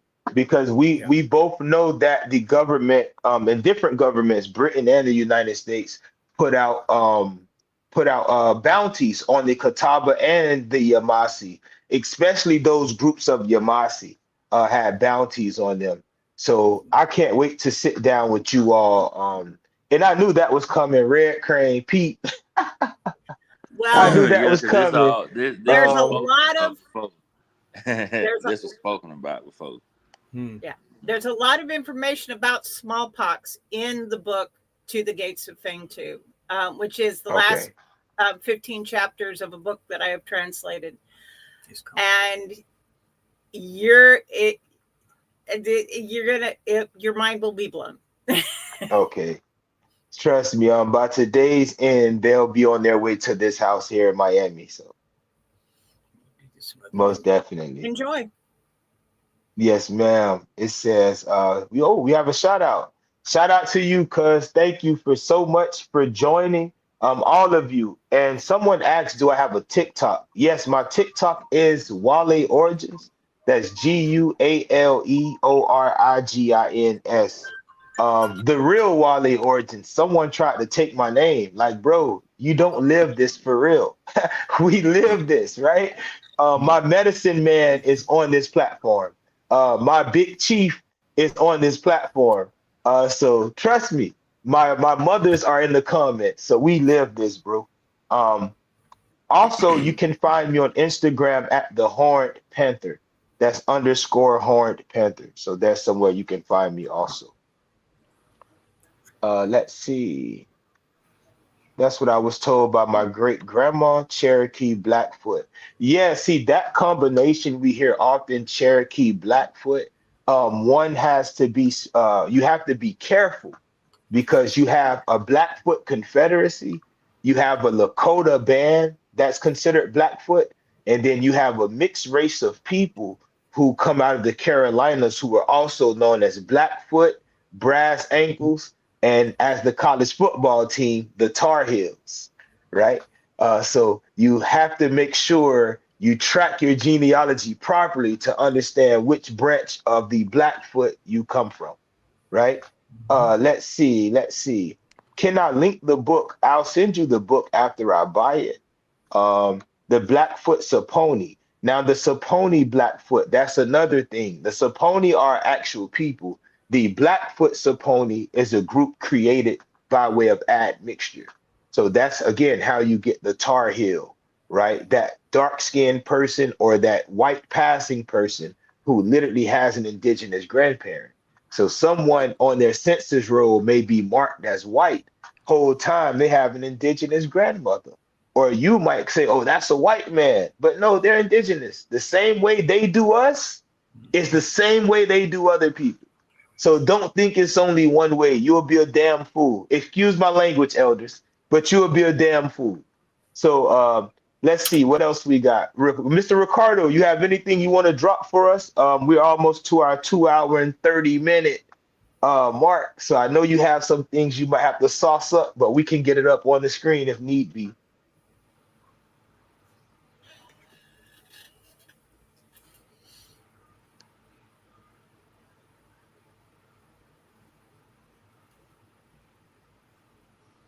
And anyone watching this video, please leave a like on this video, leave a comment, subscribe, because from here we're only going further. This is only going to get better. So you do not want to miss this, because I'm about to, everyone on here is going to be my new what I call YouTube or StreamYard family. So Uncle Ricardo, Uncle Vince, thank you.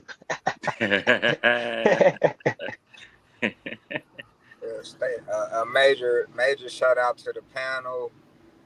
Thank you for the information, the great build over the past 2.5 hours. It was lovely. I know the voice, but I don't know who that is speaking. May you please introduce yourself to them? I am Little Deer. I reside here in Oklahoma. I am Cherokee on paper, not by blood. Shout out to the Ba'a. Are you enrolled, Cherokee? Enrolled Cherokee. My people are on the Dawes Rolls. Made the journey on the Trail of Tears when they were 14 years old. They have a really good story within the tribe. But my family was assimilated. We come out of what is called Candy's Creek in McMahon, Tennessee, and also Coe Indian Village near Franklin, Tennessee. Franklin, North Carolina.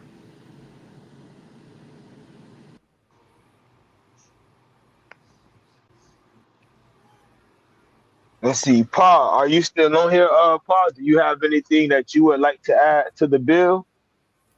Yeah. I wish we could have stayed on for 4 more hours. Because I specifically asked them, how long can you speak for? Because on the Southeastern Talking Stick, we be on that like for 4 to 6 hours almost, when it get good like that. But it was a good presentation, and it's good that the information is coming out in more perspective than one way.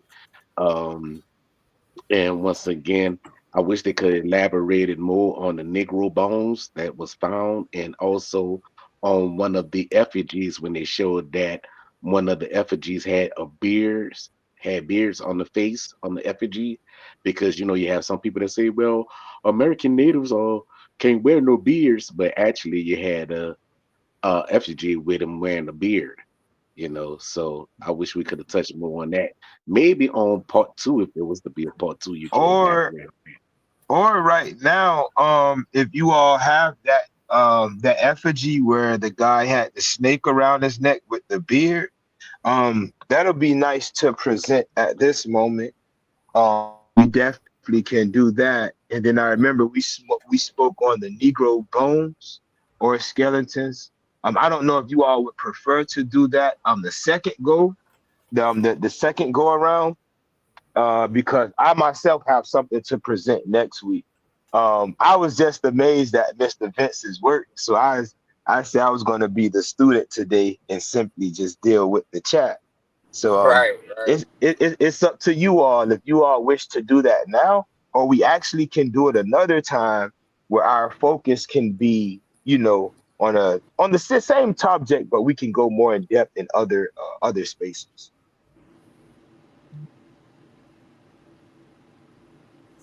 I can share my screen. I'm not sure if you can see this. This is the one that looks like it has a beard, and I have a 3D representation of this figurine here. On one side, it has a person looking like they're riding a deer or elk and side saddle riding that, and the other side has this person that looks like they have a beard and a snake around its neck. And so luckily we were able to laser scan 14 of these figurines and make these 3D representations that, we can zoom in on them and look at all sides of the figurines and see, in great detail about the engravings and what they look like. Quick question about that effigy there.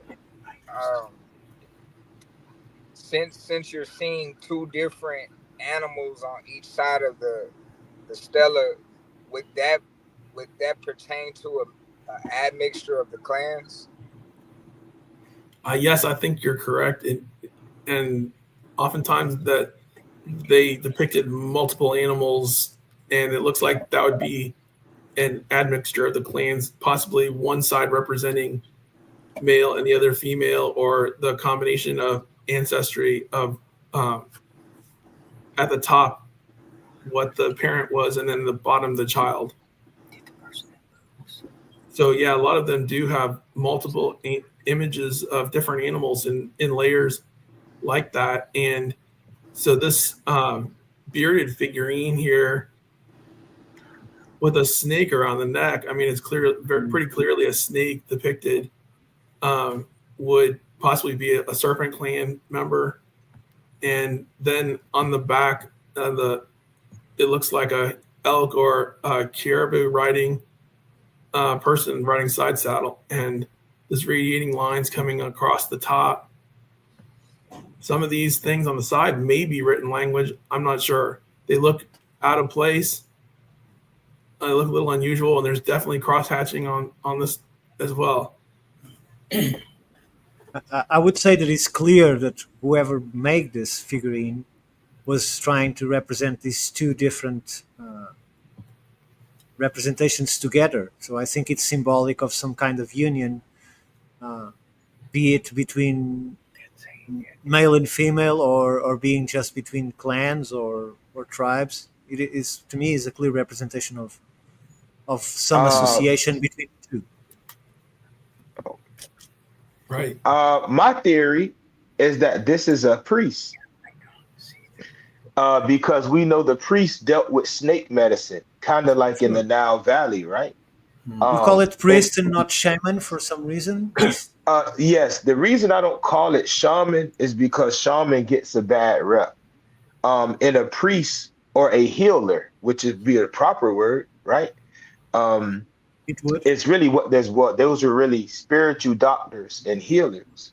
And the snake or the ukina or the uktina, you can also find this in Yuchi mythology when dealing with the Anikutani. And the back of it may symbolize his actual clan, which may be the Hoof clan, as we have on our website, and as you and Mr. Vincent yourself have eloquently presented when dealing with the deer, the moose, the bison, right? These different animals.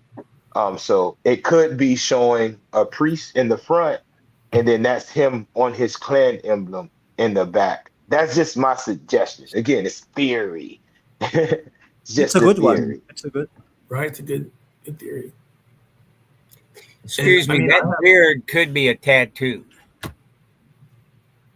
What? That too. It could be a consistent with the culture. That beard could actually be a tattoo. Oh, yeah. That's a good point. Across the face, yeah, could be. Yeah, that's a good point. Definitely. Yeah. And in photographs of Kawana Parker's mother, we see a tattoo that exactly matches that. Wow. Uh-oh. So it could be a female? Is that what you're saying? This is also possible. Hey, Mr. Vince, I told you who was making the effigies. I can't make this up. Yes. Okay. Made by the females. I told you, this is an art of women. Women, they're usually overlooked in history and culture, but many people don't understand this art was founded by the mothers. Okay.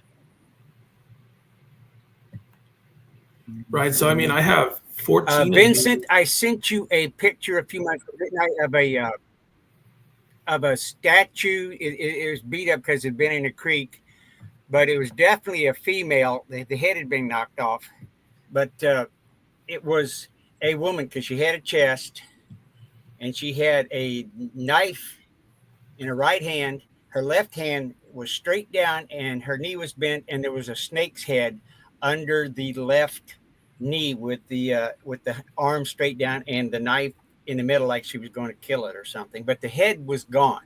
whether that was because it was tumbled around in the river or because it was knocked off ceremonially. But I sent that to you. If you've lost or something, I can send it again. But she's got the snake, she's got the knife, and it's definitely a woman. Okay. And that'd be Mississippian from south of Cahokia.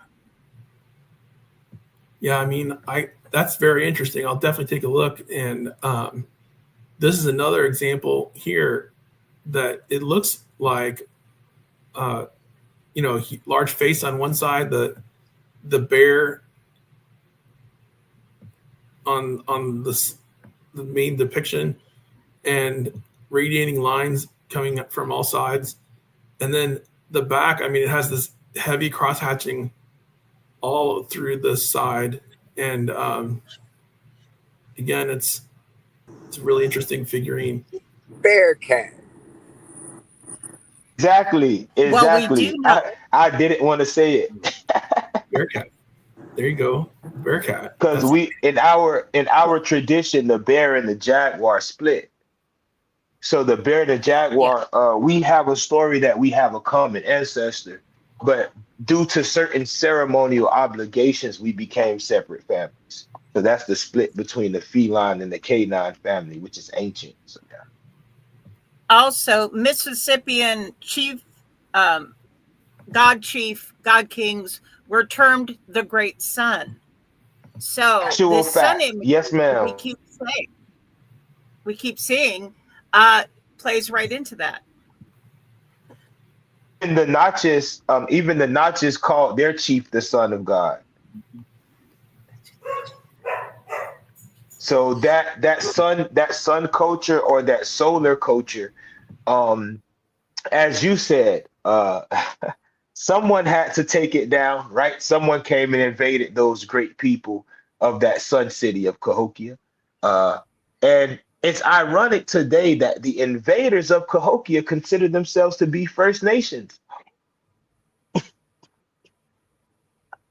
I didn't mean to say that. I didn't mean to put that out there for them this week. That was supposed to be for next week. Pardon me.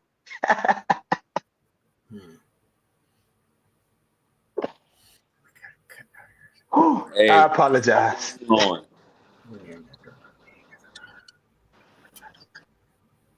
So let's see. Red Crane, you've been quiet because being the medicine man, being the healer of our tribe. What do you think about this conversation that we've having with these great people today? I'm just sitting back flabbergasted. Being a seer, I knew all this was gonna happen. I knew it was gonna be something with the proper people speaking that was gonna have everybody else listening flabbergasted. That was gonna have everybody else that's been tuning in to us like the whole time. They've been telling facts. They haven't been putting a veil over our eyes. So I knew it was gonna happen. Most definitely. Most def. Let's see. Where did Mr. Vincent go? I don't see him on the screen right now. Did his laptop drop or anything? So let's see. Miss Lori, while you're here, because we have 20 more minutes, I would like to ask, is there anything that you and your husband would like to teach us about Cahokia, or some things, Mr. Mark? Are there any things, because I should address you, are there any things that you would like to teach also, Mr. Mark? Oh boy, we don't even know where to start there so much. Suffice it to say that, and this is known across Asia, but rejected in much of the U.S., Laurie has translated a Chinese account of a visit to the Mississippi Valley in 1433-34. The Chinese account describes Cahokia in exact detail. You can draw out the city, you can make the walls correct, the mounds correct, the shape of the gates correct, what each mound is for. It talks about what is a wood hinge. It refers to the ruler as the sun. It also refers to the people as what? The Yama people who came from. Wait. Oh my God. Oh my God. Hold on. These are, oh my goodness. Mr. Mark, no, you about to start something, Ding, Mr. ding, ding, Mark. ding, ding. You're about to start something. Yes, Please repeat am. that Wow. one more time. It's Oh my God. So we in And Chinese. as a woman of part Osage ancestry, these are my family that we are studying. Okay. Don't panic. The account states that the Chinese came and they went home in failure. They wanted to do some things in this country and it didn't work. Okay, and they went home and they kind of had to bury the details of what failed in their expedition. One thing to comment on, it said that they brought smallpox, and most of the people in the area they call Feng Tu along the Big River died of smallpox. Now, we know that in the archaeological record, there's this mystery, the vacant or empty quarter, where almost everybody disappeared in the mid-Mississippi and Ohio valleys somewhere in the middle of the 15th century. And this would appear to be why all those people disappeared. Yes.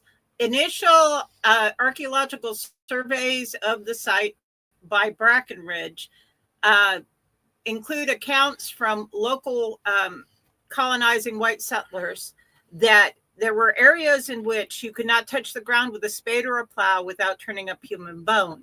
This indicates that there was not living to bury the dead. Mm-hmm. This also occurs in one of the foundational stories of the establishment of the Osage people. We have opened a can of worms. We would probably need to pull them out at some not today. Most definitely. I'm going to tell you why. I'm going to tell you why. I'm going to turn on my screen. Mr. Mark, this is why. Hold on one moment. Mm-hmm. This book that I'm holding, my book, The Green Fire. Do you know what I call the Mississippian era? The Yama era. Mm-hmm. Okay. The Chinese refer to them as the people of Yama, the Sun Lord. I have nothing else to say. I'm the student. Talk to me. There's an Italian map from 1585 that was produced. The man's name was Monte, but he produced this map 2 years after a Japanese delegation visited Italy. Anyway, it shows the Cahokia area on this map. It shows a dragon. It says the Jaguar or Yaguari people live here. And there's a phrase in Italian, but part of it doesn't make any sense. Was it Rinberry or something? Anyway, there's a name there. And if you okay, well, this if you transliterate and say this name is Chinese instead of Italian, the whole phrase all of a sudden means Sun Lord and loincloth here with the Chinese. And this is a 1585 Italian map before Cahokia and the Mississippi River had ever been explored by the white man, but it's on the map. Verified by the International Cartographers Association. Well, that's the 1602 map. Was the 1602 Ricci map of the world is acknowledged by the international cartographers to have sources before 1430, and it shows America. Like I said, we have opened a whole can of worms here. We have opened a can of worms. Most definitely. If I'm not mistaken, the Chinese that came, wasn't that dealing with the Shanghai Empire, if I'm not mistaken? Hmm? Say again? Was that with the Shanghai Empire? Shanghai. That was the Shanghai thing. That was like 1,000 years earlier on the West Coast. This particular expedition, in fact, they visited Italy before they crossed the North Atlantic.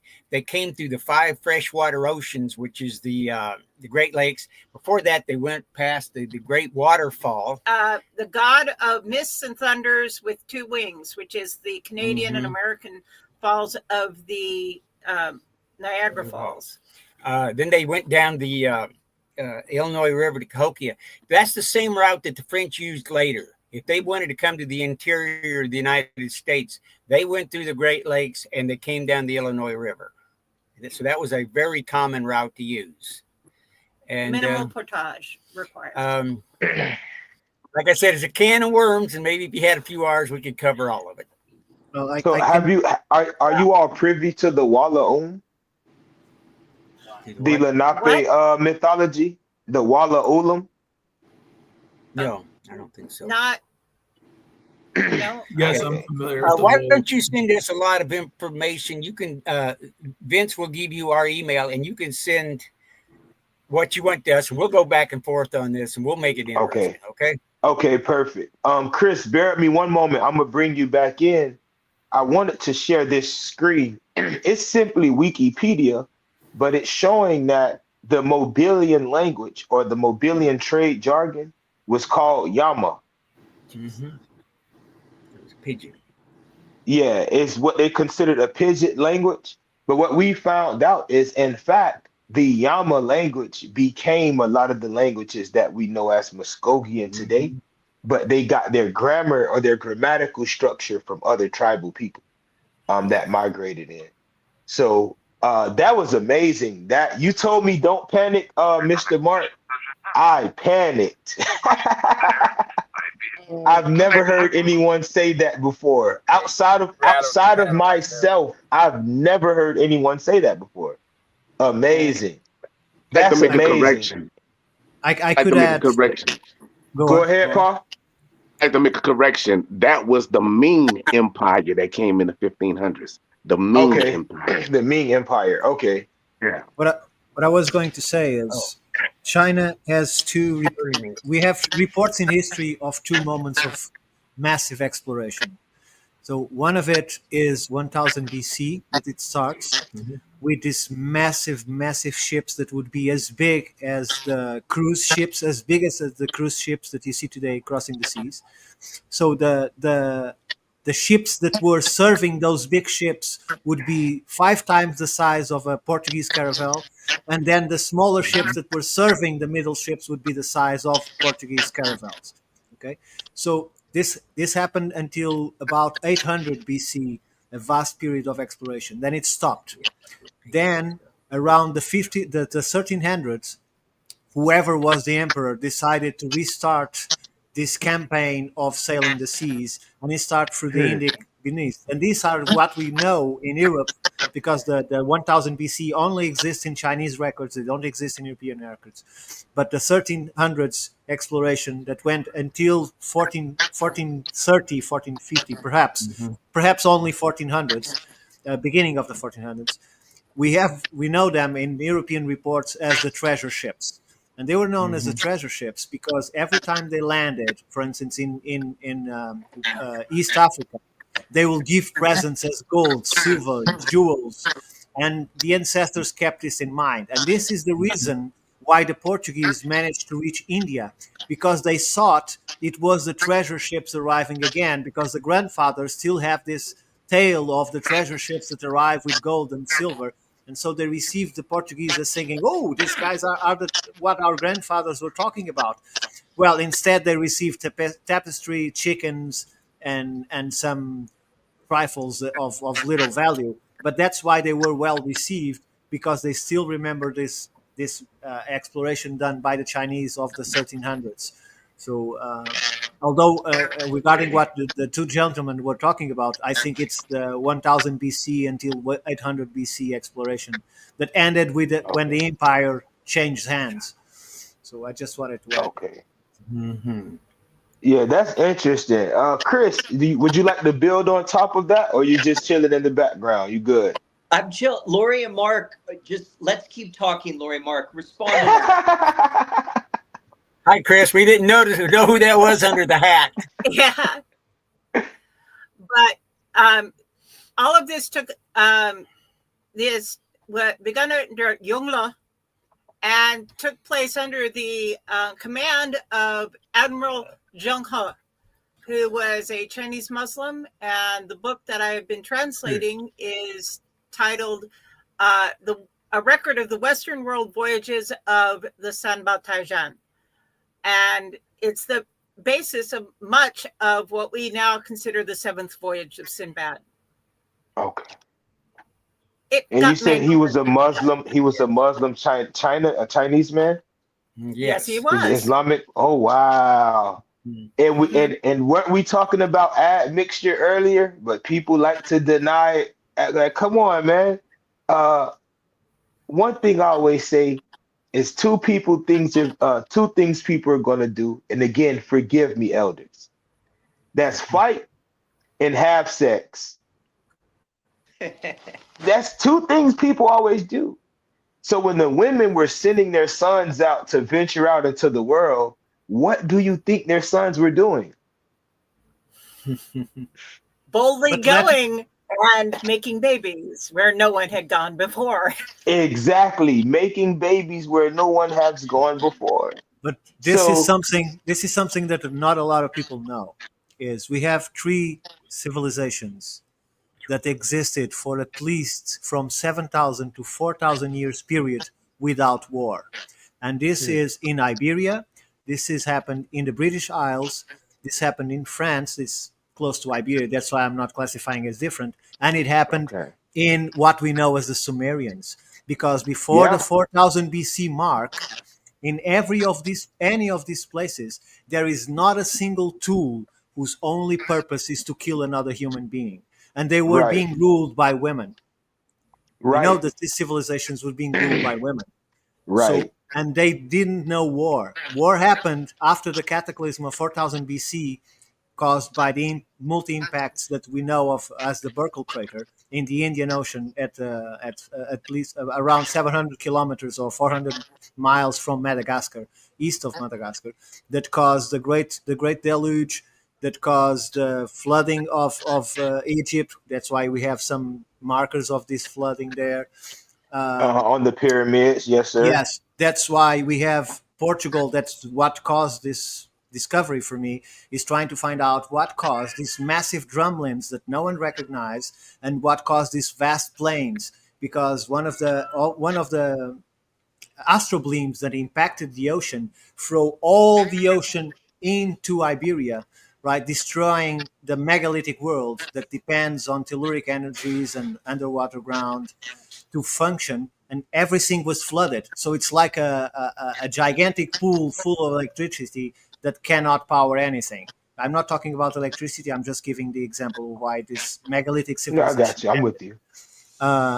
So my point here is there were nations that knew no war for many, many long period of time. They lived in kind of a haven series because we have records that even the animals were tamed. Nature was fruitful from the use of electroculture that we are rediscovering today from the 1900s. That was Right. done by the megalithic structures themselves along other functionalities.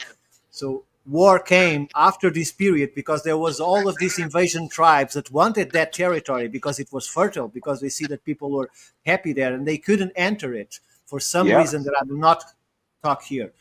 But as soon as that civilization was kind of exterminated by this cataclysm, for instance, in Portugal, 96% of the male were killed. So Portuguese don't Yeah. know who descendant is because it's a mix of invasion tribes replacing Oh the male wow. population. 96% of the male were killed on this period, Mm-mm. right? And they changed from living in the plains, completely rested, where the encampments were near to the cromlechs and to the megaliths, and they started building these fortified hills. That's the occurrence of the fortified hills, and that's the emergence of the Copper Age.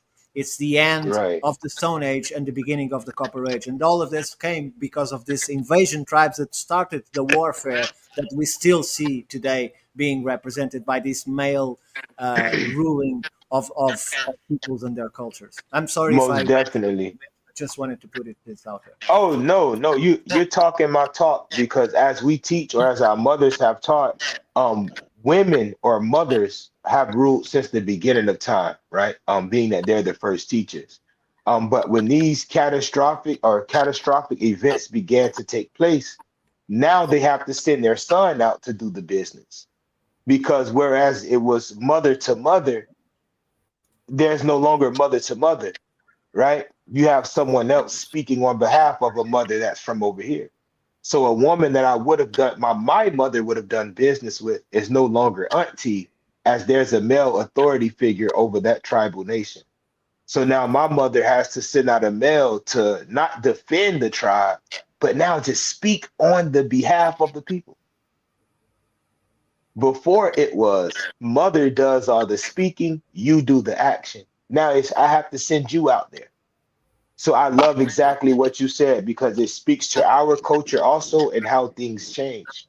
Um, Not from a female dominated system, but from a woman led system, from being led by the mothers, which I think is still rightfully so how things should be. But that's again, that's my opinion. So,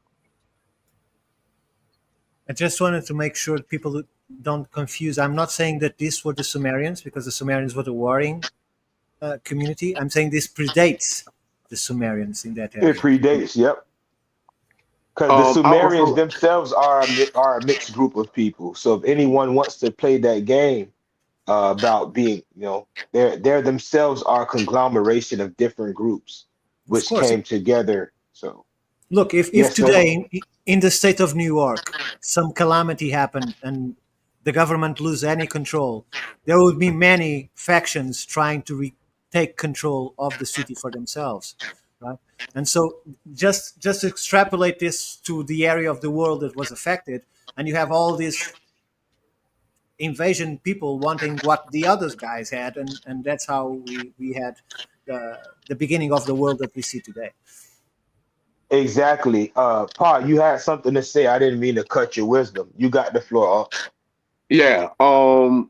What wound up happening is, remember when Genghis Khan went down there into Saudi Arabia and everything, and when he went back, his descendants was the ones that actually became the Muslims in China. Well, what I found about uh, this from the area of Mongolia is that they were the workforce that we know today as the Tartarians. So, and they all worked for Uh-oh. this mysterious entity that was known as Preston John. For instance, there are some reports of even Alexander the Great commissioning Preston John to build a series of towers that would stop the creatures and all Oh my the God. cryptids coming from the land of Og and Magog and entering into the land of China. And these towers were replaced not in its entirety because the Great Wall of China is much larger, but some of the areas where the Great Wall of China was built were these towers built by these Tartarians, by this workforce from the Mongolians did. So, Mm. so what happened was they wanted a daughter of them, of their leader, to marry Preston John. And Preston John declined that.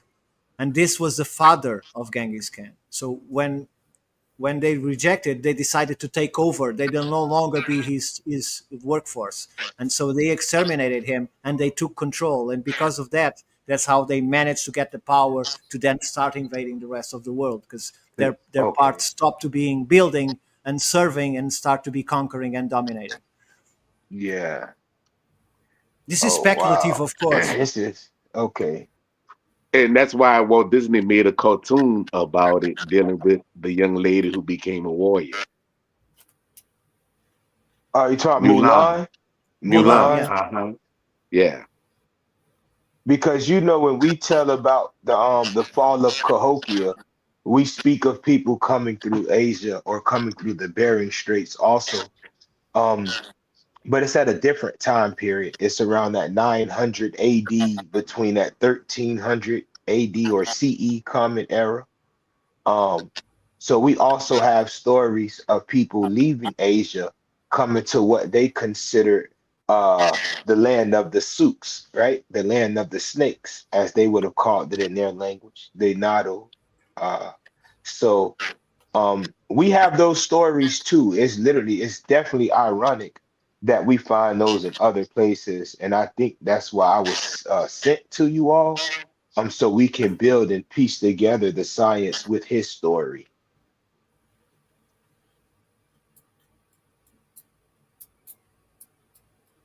In fact, the real reason for the Crusades, as the papal decree states it, was to find the land of Preston John, was not to kill the Muslims. They intend to find Preston John land because he lived among the Muslims independently, and they were losing the trade 2-1. There routes, we and go. so they needed a new way to do it. So they were trying to find. They never find it, and today is still considered as a mythological place, as a figure that never existed. But that's what is in the papal decree as the objective of the Crusades, was to find Preston John's land.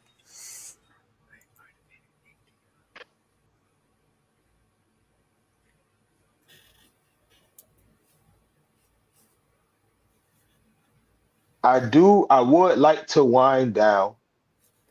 This will be our wind down time where everyone has at least 2 minutes to walk to basically lay the ground and pass the talking stick, as the elders say. So I will start at the bottom. On my screen, I'll start with you, Chris. But as you depart or as we close out, is there anything that you would like to leave with the viewers? Well, thank you so much. I learned so much on your incredible podcast. So I just want to thank you and your friends and everyone here. Just a very special last few hours. So I will listen to the middle part. Please forgive me. Yeah, next talk, we could talk about Africans coming here in ancient times and all the books about that. And did they start in America? Is that the real old world? Or, the Igbo that Catherine Archelano wrote about, Igbo a couple million years ago coming, so love the talk about what was here first. Is this the oldest? And pertaining to Vince's story, incredible. And Lori and Mark Nicholas, just incredible researchers on the Chinese coming here to Cahokia, and it's quite a story. So we'd love to keep talking. Thank you. Definitely. Let's see what we have. Next we have Mr. Mark and Miss Lori. Would you have anything to leave us with today? I think about all we can say is we need several hours at another time. You can talk to Chris about that. We've got her translation alone from the 15 chapters is what, 800 or 900 pages, 1,600 footnotes. It was highly praised in Asia in 2019 when we went to the conferences and that. And after COVID hit, it's just kind of fallen off the edge of the table. But before COVID, Laurie was speaking in many different countries about her research, and it's been praised. Her translation has been praised by the head librarian at the Asian division at the Library of Congress. Oh wow! Retired before he passed. I had people ask me in Surabaya in 2019, how is she so good at her translating? And I said, she just, it's just a lot of work, and it takes months to do a thing. You grind it. It takes months to do a Chinese chapter that's 10 pages in Chinese. She'll spend months, and it may be several hundred when she's done in English, but it's good. It's more like 100 pages in the unabridged, 75 with 150 footnotes in just the English version. So for another day. Amazing. Yes. Well, I'm on every Saturday at high noon. And I always say, those of you who understand what I'm saying, know high noon Eastern time. Miss Lori, is there anything that you would like to add? Well, I'm currently working on a section that refers to of Luo that is earlier on, that refers to what appears to be priesthood of the flame god of the Azteca. And there is another section included with this that I believe will refer to the Inca. And I'm currently, that's where I'm digging. And I'll let you know what I find as I do. I know that at one point there is a reference to a city in the middle of a lake next to a volcano. And at that same time, there are references to what are clearly cacao trees because of the pods coming directly out of the branches. This chocolate, which has been found as far north in specimens of pottery that have a clear chain of provenance from the ground to the lab with no evidence of contamination. So Okay. the Okay. ancestors got around. Definitely. Yeah. Most But definitely. I'll have a lot to say one of these days.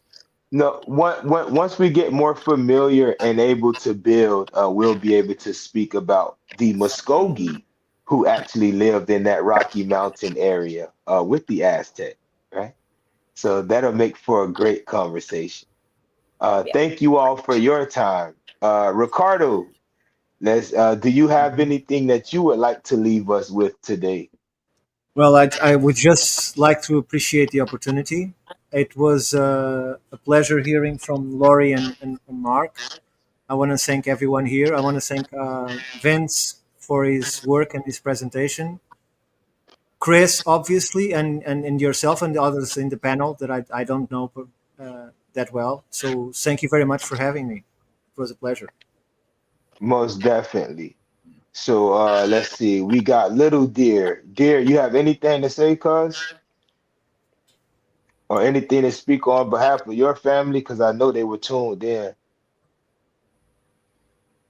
Um, no, I just gotta say thank you, Lori and Mark, for opening up, opening up a much greater and vast topic, especially with references to Cahokia about to come out from our end. Um, I'll be blessed to read your works, both books. So I can't wait to get a hold of those. Uh, I got a quick um, heckler for Vince.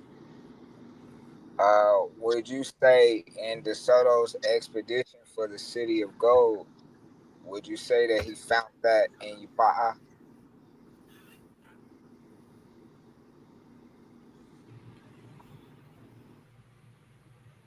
Okay. Okay. There you go. So yeah, you mean this ancestor shrine here that we're talking about, I think was the treasure that he was looking for in the city of gold. I mean, this was like the golden treasure, but he didn't realize it. And he just he burnt the place down and left it with pearls that were discolored and all these figurines that were charred. And he was looking for gold, but he didn't realize that he had found it and just destroyed it. So, I mean, what's left now is nothing compared to what it used to be. But now we know it's real. It's still, it's still something that's existent, and hopefully we can learn it and appreciate from it. And I hope that this will lead to more study in the future.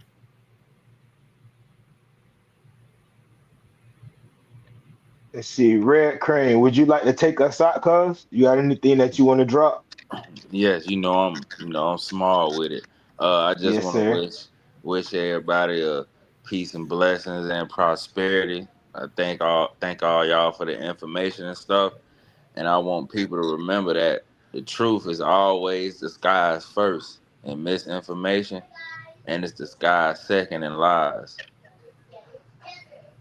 Yes, sir. Let's see. Uncle Pa, what you got for us, Pa? Talk to me. All right. Well, by me being the arts, it actually was an oral story about a warrior that the emperor had and fought against one of our warriors, a Yama, dealing with martial Mm-hmm. art. Yep. So that's The how I know tiger and the about that. crane. Uh-huh. So that what, I need to write a book on that about our fighting styles in the Americas, how the Chinese actually saw that it was basically the same fighting technique of the military. Mm-hmm. Definitely.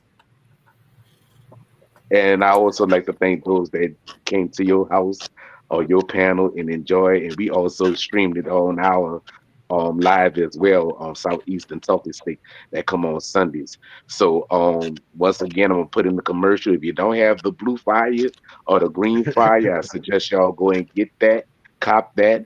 It's actually coming from traditional oral stories. and you will see who are in there. And basically, what they were speaking about today is actually in line with the book. With the book, exactly. All of everything they're saying is in my book, and this is my first conversation with everyone except Mr. Vince. Crazy, right? Well, thank you again, Lanier, and thank you everyone for had the opportunity to talk about this and share about it.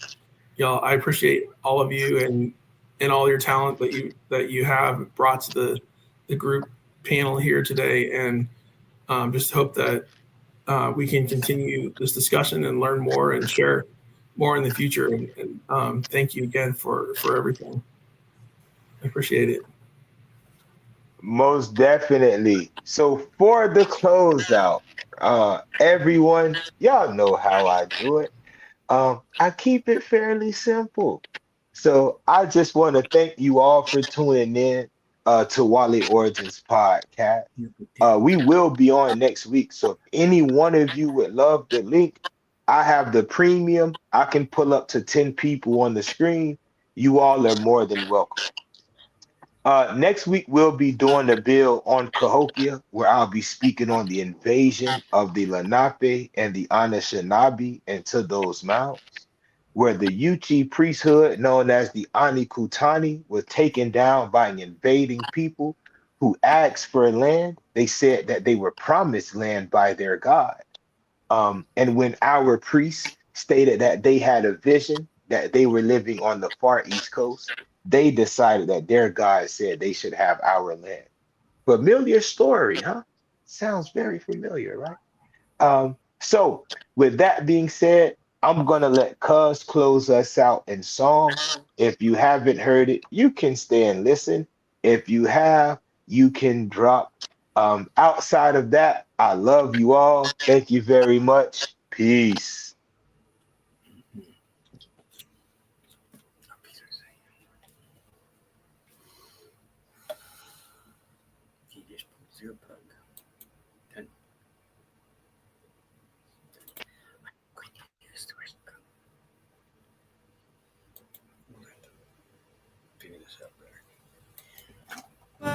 Every day's just as sun comes up in the eastern sky, old wind blows by and by.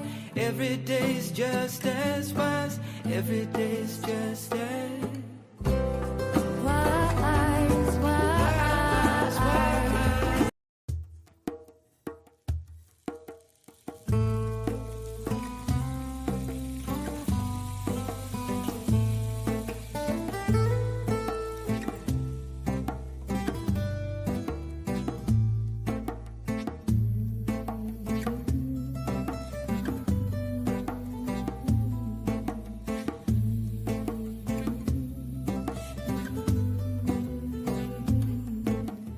Rooted like a tree, roots down deep.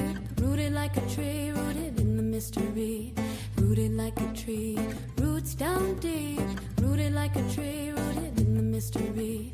Everything will change, nothing stays the same. And through it all, my roots shall remain. Everything will change, nothing stays the same. And through it all, my roots shall remain. Rooted like a tree, roots down deep. Rooted like a tree, rooted in the mystery. Rooted like a tree, roots down deep. Rooted like a tree, rooted in the mystery. Everything will change, nothing stays the same. And through it all, my roots shall remain. Everything will change.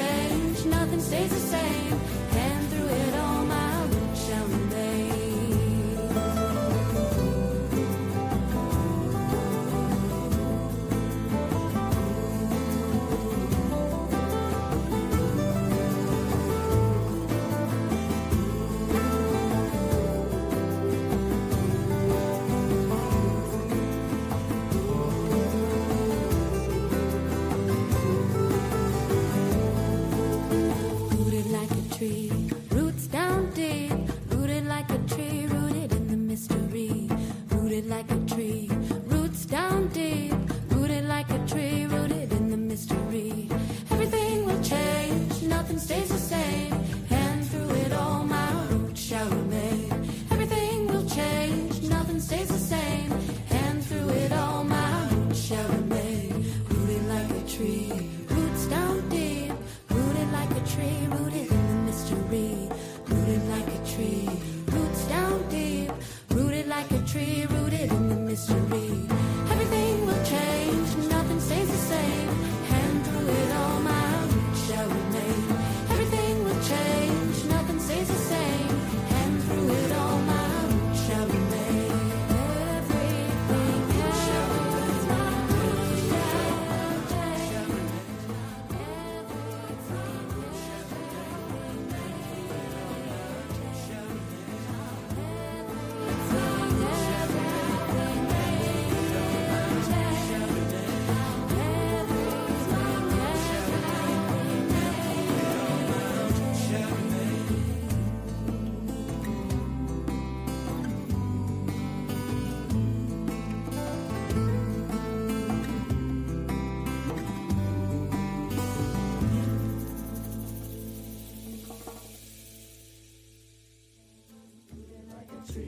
Roots down deep, rooted like a tree, rooted in the mystery. Rooted like a tree, roots down deep, rooted like a tree, rooted in the mystery. Everything will change, nothing stays the same. And through it all, my roots shall remain. Everything will change, nothing stays the same. And through it all, my roots shall remain. Rooted like a tree, roots down deep, rooted like a tree, rooted in the mystery.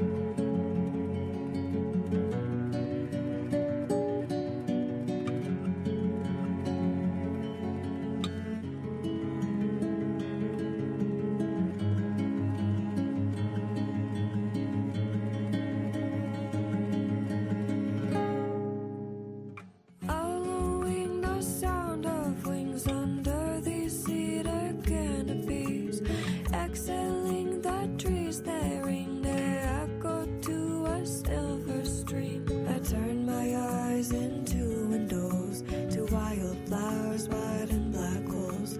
Turn my eyes into windows to wildflowers, white and black holes. Letting it fall together. I'm letting go for once, forever.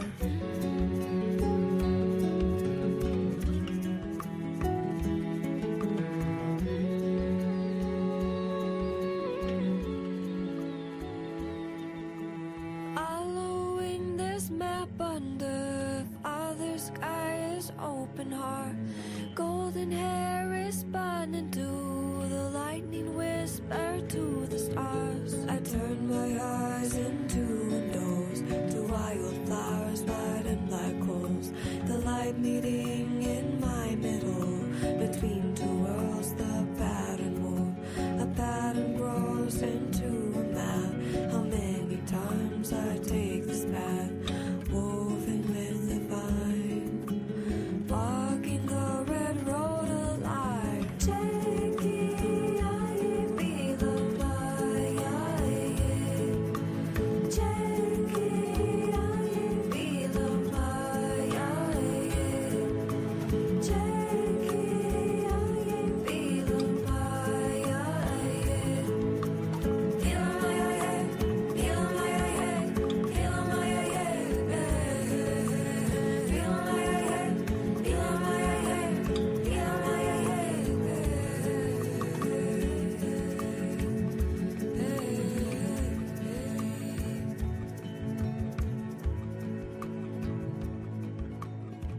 Flash of light and open sky.